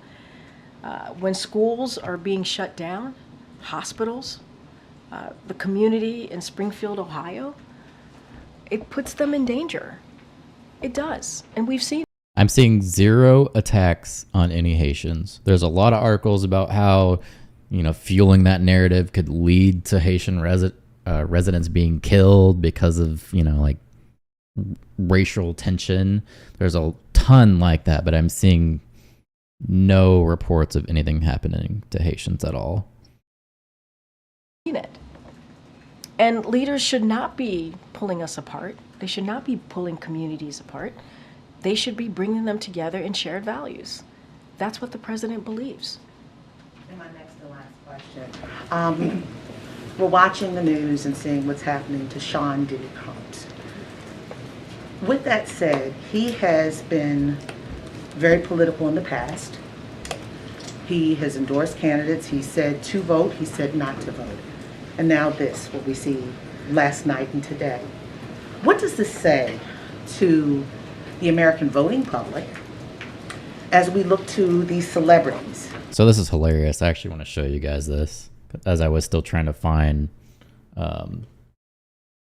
if there was any kind of attacks. So when I Google it, The Hill has their article, Trump escalates attacks on Haitian migrants in Springfield. But when you click on it, they actually changed the title of the report because he's not escalating attacks. There's been no attacks at all. They changed it to Trump claims Haitian migrants destroying way of life in Ohio City, to which they still have no attacks at all. They're trying to say somehow Trump is escalating violence through these reports of or these bomb threats being called into the schools, which I still don't understand how that's even a connection at all. You have him saying in a debate that they were eating cats and dogs, and logically people are going to think because of that I should call in a bomb threat to a school. That makes sense, right? Surely that's Trump's fault. And the connection doesn't make any sense at all, because that's not even a target of Haitians. It's a target of children. Makes no sense. But, that's how politics go these days. That's a good thing. Yeah, we don't want any attacks. Yeah, we don't want that at all. Haitians are the latest people to be targeted. Remember, after COVID, the Chinese were attacked. It seemed like a different race is attacked every other week. Yeah, and it was weird because even in the debate, they tried to hold Trump accountable for not acting fast enough during COVID, but when he was actually rapidly responding, they called him a racist because of the claim that it was from China. He was saying things like, oh, it's the China virus, but it did come from China. So it's like he can't win. No matter, he either didn't respond fast enough, or if he responds fast enough, he's a racist. It's a target on the whole community. It for what I can see, it's unfounded. So it is him saying some craziness for sure. It's not a good look. Even when I called it in the debate, I said Harris won because he came off like a crazy drunk uncle. I still hold that. Even if you go to that video, look at the comments, people are hammering me. They're saying, no, Trump won because of whatever reason. No, Trump in that debate came off like your drunk redneck uncle. That's how he came off. Trump can say that midgets killed the wicked witch of the East, and all of a sudden little people start being attacked. Yeah, I don't know, man. Hopefully they move on from this topic. For endorsements. And I say that in light of one of the largest endorsement that this administration has received so far from people like Taylor Swift, people in the entertainment industry. What does this say to the American voter? Does a celebrity have weight, that kind of weight? I mean, look, I'm not going to get into the politics of today and what an endorsement means. It's not for me to do from here. I think as you speak of Taylor Swift and other endorsements by entertainers, that is something I think the campaign could speak to directly. I did at the top talk about how, and want to do this without getting into politics, right? About today being voter registration day and the importance that this administration has put towards that. And also lifting up, making sure that legislation, the John Lewis legislation, gets passed through in Congress. We want to make sure that voting is more accessible for everyone that is eligible. Everyone that is eligible. That's from students to veterans, and No one should blindly follow a celebrity. Yeah, I'm with you, but people do. Look at how many people are going to vote for Kamala now that Swiftie endorsed her. That's just the way life is, I guess. To tribal communities, it is important that voting is made eligible for is made possible for folks who are eligible. I'm not going to get into entertainers and what that means for the American public, especially as we're in the middle of an election cycle. But voting, as you know, is a sacred right. And I think we believe people should have the ability to exercise that right to vote, whoever they choose to vote for. So, understanding Diddy's past dabbles in politics and understanding what's happening today, if true, does this administration condemn Diddy for what he's done? Look, it's an ongoing... Why is she asking the White House about Diddy? Who cares? If he endorsed whoever, I'm assuming he endorsed Biden, right? I don't even know if that's true or not. But either way, who cares?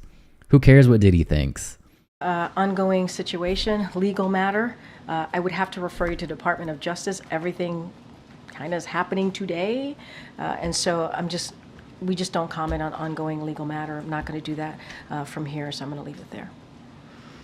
Go ahead, Anita. Thank you so much. I have a quick Iran question, then a longer domestic question. Just starting with Iran, their new president said that he is willing to have talks with the United States. He did give some conditions, and he also said he's willing to talk again about the nuclear program. Is the White House willing to play ball here? So we have long said, and I kind of said this in the beginning, that we view diplomacy as the best way to achieve an effective long-term solution when it comes to Iran's nuclear program.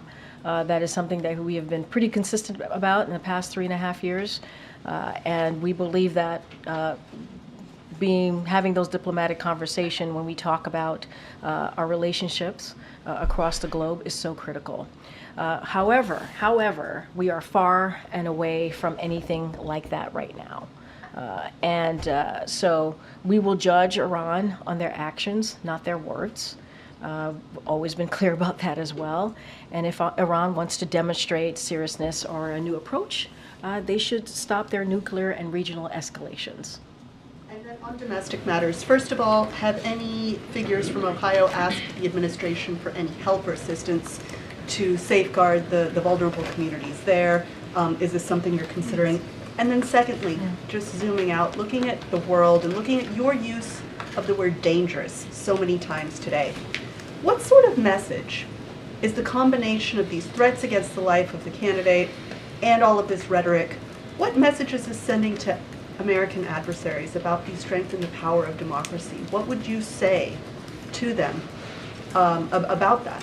So two different things. You're asking about Springfield, Ohio, and I said this last week and I'll repeat it here. First of all, we got to condemn any type of hateful smears and conspiracy theories. And when you do things like that, it does make people feel less safe. It does make communities feel less safe. And it's hateful. And you've heard from the mayor of Springfield, you've heard from the governor of Ohio saying this is not true. And these are two Republicans who are saying this is not true. And we've seen what that has done to the Haitian, in this instance, the Haitian population. And it is not right. It is not okay. Going to get to your question. So since day one, the president has always wanted to make sure that communities across the country have the support they need as we talk about migrants coming into into their community and wanting to make sure that they have the help and the resources available to them. And so over the past 2 years, we have provided over $130 million to help communities across Ohio hosting recently arrived migrants, including Springfield. And since this past spring, back in April, DHS has been directly engaged with the city of Springfield and local officials to make sure they have the support they need. But again, this goes back to something that we talk about all the time from here, which is the bipartisan border deal. It is critical and important to continue to move forward. Was that reporter trying to find a link between trafficking and support for Trump? As far as I knew, Diddy was supporting Biden, so there wouldn't even be a link there. I'm not up on what, who Diddy's supporting, so I don't know if that's true, but I would think that he probably is a Biden supporter. Forward with that. Republicans got in the way because of what the former president said. Do not do this. Do not move this forward. They put politics over doing the right thing for the American people. And so we're certainly want to see this move forward. But they've gotten in the way in getting a needed assistance, a continued assistance when it comes to migrant resources. Yeah, so just pulling this up. Diddy endorses... Oh, come on, ad. Go away. Diddy endorses Joe Biden, launches Black political party. We own our own politics. So yeah, he's a Biden supporter. So there wouldn't be a link between him anyway. Sources in these types of cities. And then the world is watching. Is democracy dangerous? I mean, look, we are always going to condemn any form of political violence. That's something that we've always been very clear about, whether it's here or abroad. And I will quote what the president said when he was at the McCain Institute just last year. Democracy means rejecting and repudiating political violence, regardless of party, such as violence is never, never, never acceptable in America. Those are values he and the vice president have always stood for at home and in the world. Opposing political violence at every turn and encourage all leaders to do the same. So we're going to be very clear about that. We've been consistent. It's not just here domestically. We're going to continue to condemn political violence abroad as well as here, and that is what the president and the vice president has done for almost 4 years. Okay. Thank you, Karine. A couple of questions about Brazil and then Venezuela. Today, the president had a briefing on wildfires in California and Oregon. I wonder if he's watching what's happening in Brazil. Brazil is also on fire. The Amazon is on fire. Many parts of Brazil are having record-breaking wildfires. Is the U.S. working with Brazil to help with the situation and help to mitigate the problem in the future? Obviously, our hearts go out to what we're seeing in Brazil with the wildfires, and we certainly are here to assist. We are in contact with the Brazilian government and are connecting experts in both governments, so we're assisting in ways that we can. Anything further, certainly I would refer you to the State Department and the USAID, but our hearts go out to the folks in Brazil who are directly affected by the wildfires. On X, Twitter has been banned in Brazil for almost 20 days now. What is the White House view or position on this matter?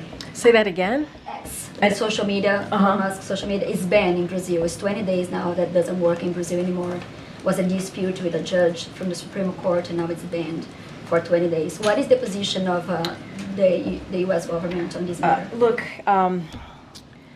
I think when it comes to social media, we have been very clear that we think that, folks should have access to social media. It's a form of freedom of speech, Yep. and certainly that is something more broadly that we have always have been very clear about. And so I just don't have anything beyond that to share. Stop the press. Billie Eilish and her just came out and supported Kamala Harris and Tim Walz.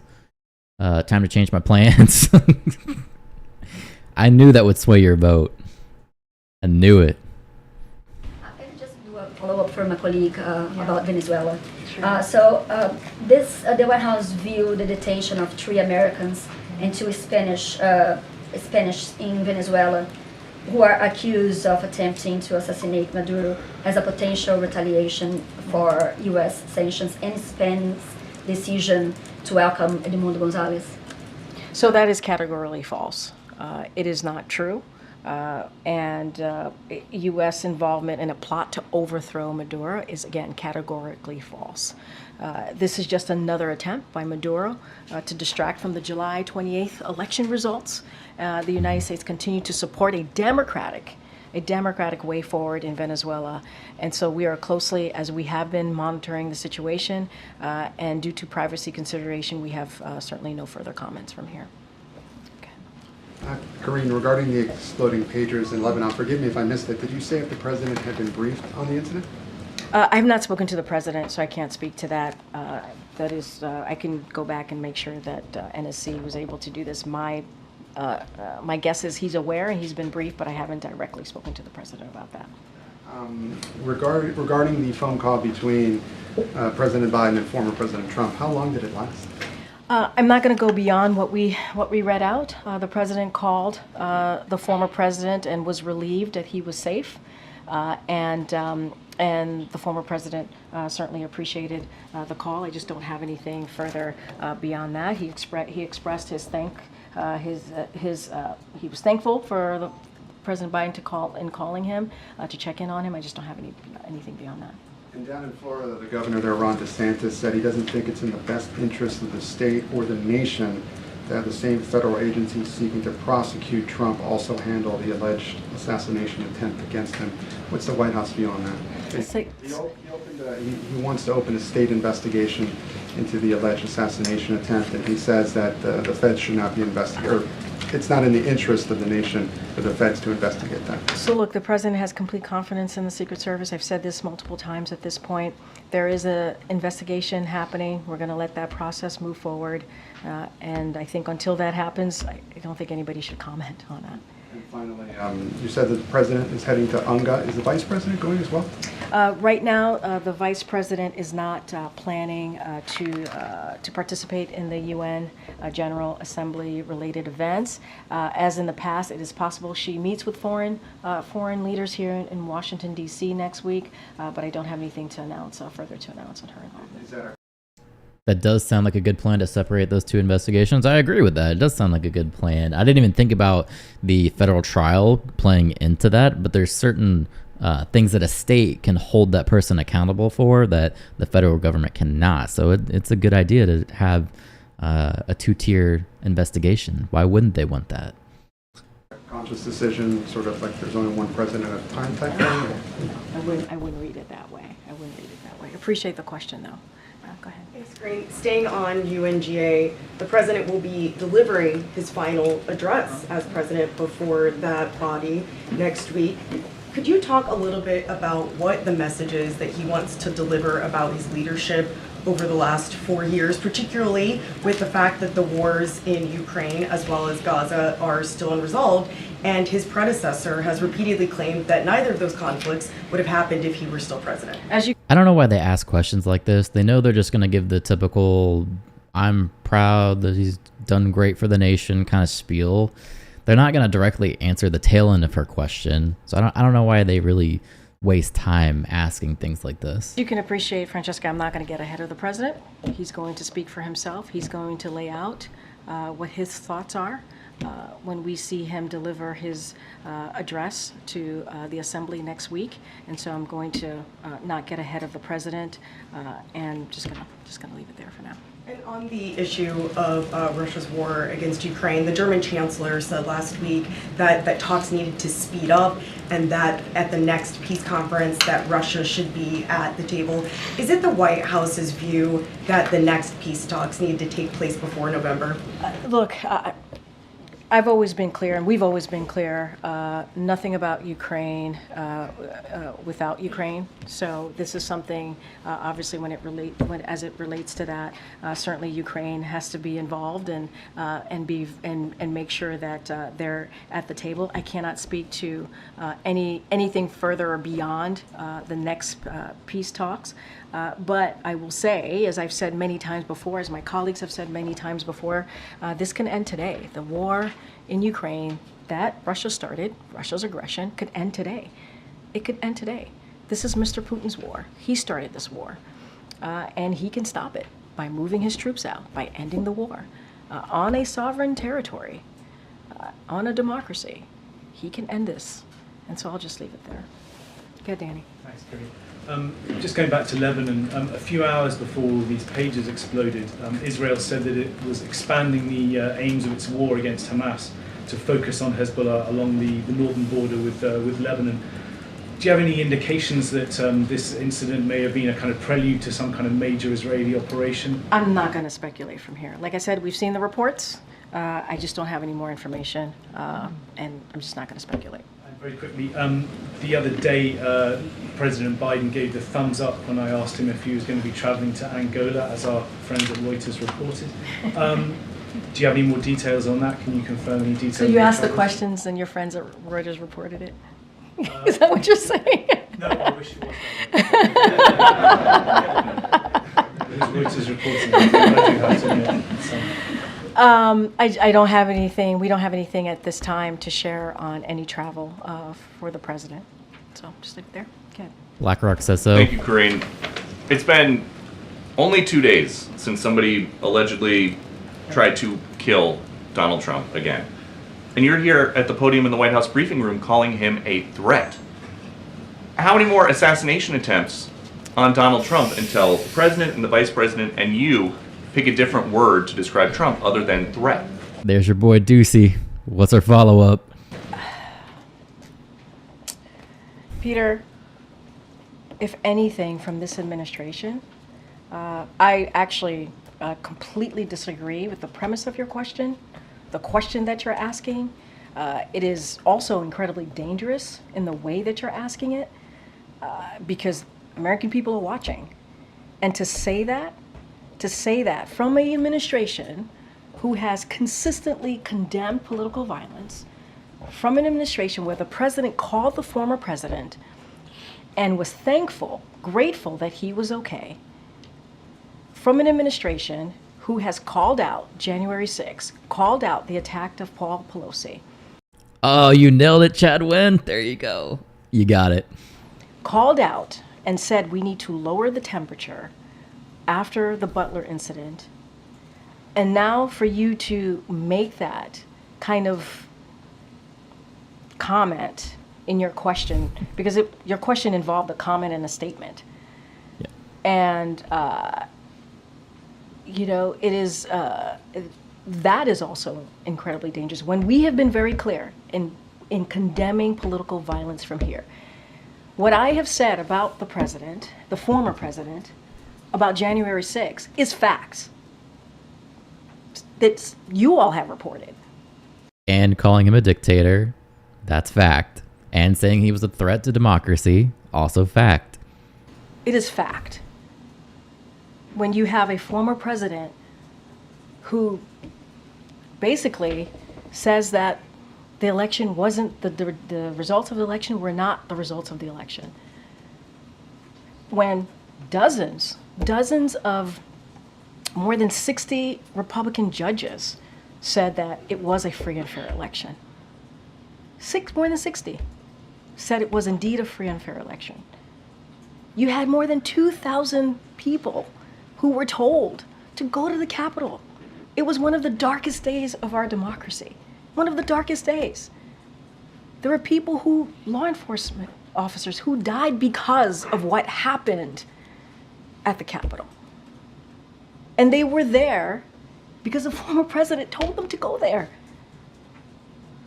I mean, I don't know if that's not a threat in our democracy when it was one of the darkest days of our democracy, January 6th, one of the darkest days. And so we have been very clear from here. Now, we can have a disagreement on policies. We can, on issues. That is what we should do. It is important to have those disagreements. It is welcome to have those disagreements on the economy, on healthcare, on foreign policy. But when you start bringing political rhetoric, that is not okay. And that's what you've heard from us, too. You've heard of differences on policies. But to your point, there are people watching at home who might miss the part where you say, let's lower the temperature, and there are mentally unstable people who are attempting to kill political candidates attempting to kill Donald Trump, and they are still hearing this We White House have- refer to we him as a have- threat. Is there we no have- concern that people we- are taking that We literally? we're using examples. We're not just saying that just to say it. January 6th, Peter. January 6th. Wait, January 6th. How many times is she going to bring up January 6th? times do we have to? January 6th, 2021. That is a fact. What was reported that happened on that day by some of your colleagues.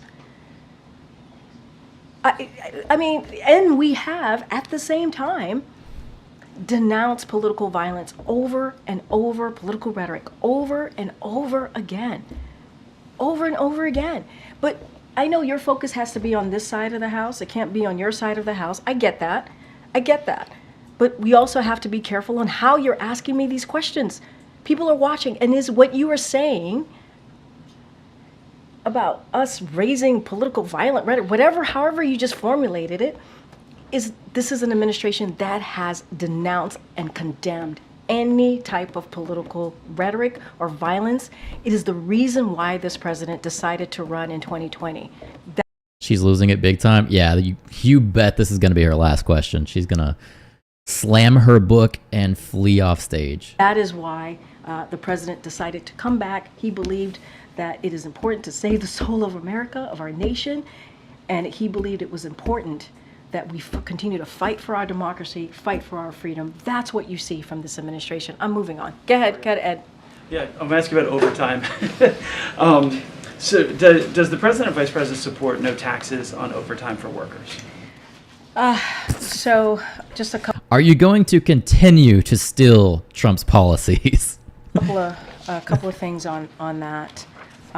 Look, the president and this vice president has been pretty consistent on making sure that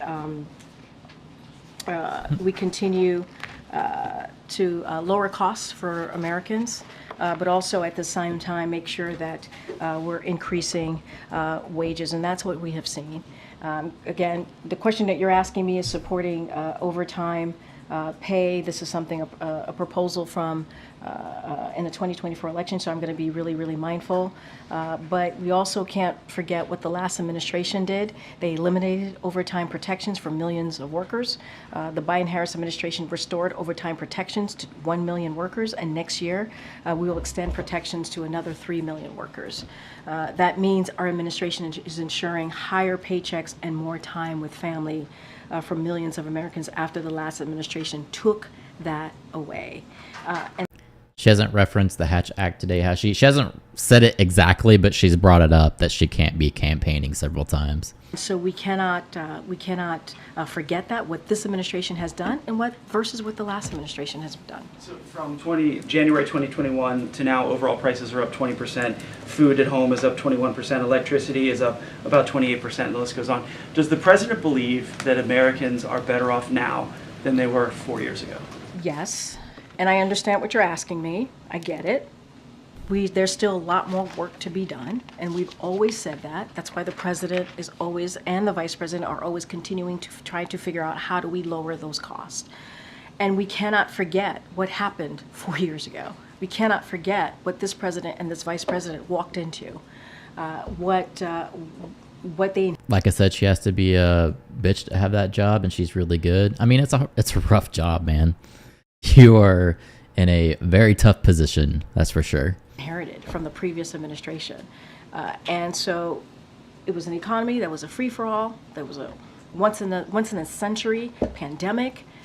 There was no comprehensive plan to deal with that pandemic. The president and Democrats in Congress passed the American Rescue Plan, shots in arms, money in pockets. And also when we took over, the last year of the former administration, violence, murder was at an all-time high. And we have been able to bring down violent crime at a 50-year low. And so we're able to negotiate lower drug prices. We are beating Big Pharma, something that former presidents, elected officials have been trying to do for some time. And so while we still have a lot more work to do, we do believe 4 years ago there was a pandemic. People were dying. Thousands of people were dying. There was no plan. our economy was literally in a downfall. So one more, if I might. October 1st, if the dock workers don't get a contract, there could be a strike. Is the president, do you know, going to invoke the federal law to avoid or to I'm not going to get into hypotheticals. I'm not going to get hypotheticals from here. All right, thanks everybody. I'll see you tomorrow. Whew, she's leaving heated. She big mad.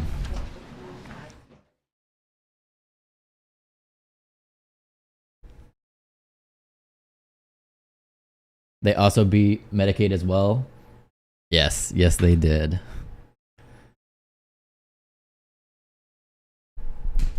All right. That was a good stream today. I gotta say, that was fun. Some good topics today. I gotta hit up Target. I gotta go buy a table because my coffee roaster is coming in today, which will allow me to perfect my signature roast for my coffee brand. But in order to do that, I need to buy a table to put it on.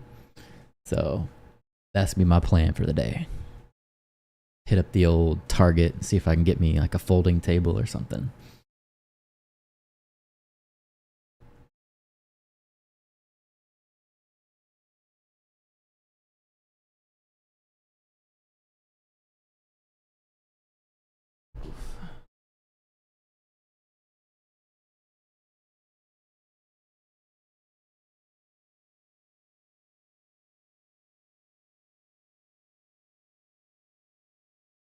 Apparently today is a Prime Day too. I didn't know that. Definitely give us the details when your coffee is available. I'm working on it. I just got the coffee roaster in. I ordered the bags and the labels and the ties and everything. I'm still waiting on that to come in. So right now I got the roaster in. I'm gonna mess with that probably tonight. And then once the coffee comes in, I bought like 20 pounds of green beans. I'm gonna make it like the best roast I can. And once I perfect that with the timing and everything, write all that down to make sure it's the best roast that I can get, I think I should be good to continue building the website. I gotta take pictures of the bags and everything so we can have that kind of stuff on there. But I'm having a lot of fun with it. What's the price point you're shooting for? $11.99 for a bag. Because it's roast to order, you know, it's like a specialty kind of coffee just to prepare. That's my plan. $11.99. And then if it does well, I want to see if I can get like bottles and thing, do like cold brew, kind of expand the shop from there. Maybe put like t-shirts or something on there. Yeah, I'm just having a lot of fun with it. I've never actually built a business outside of my other YouTube channel. I guess you can kind of consider that a business, but to have like a product, you know, it's a lot of fun. A lot of fun. It's very capitalistic, I guess. Makes me love America. Makes me love the opportunity that we have to build businesses. You know, that kind of thing. So, yeah, I'm going to head to Target. Y'all have a great rest of your day or evening, I guess it is now. We're already hitting 5 p.m. This was a long stream. 3.5 hours. So, yeah, I'm going to hit up Target. So, I'll see y'all.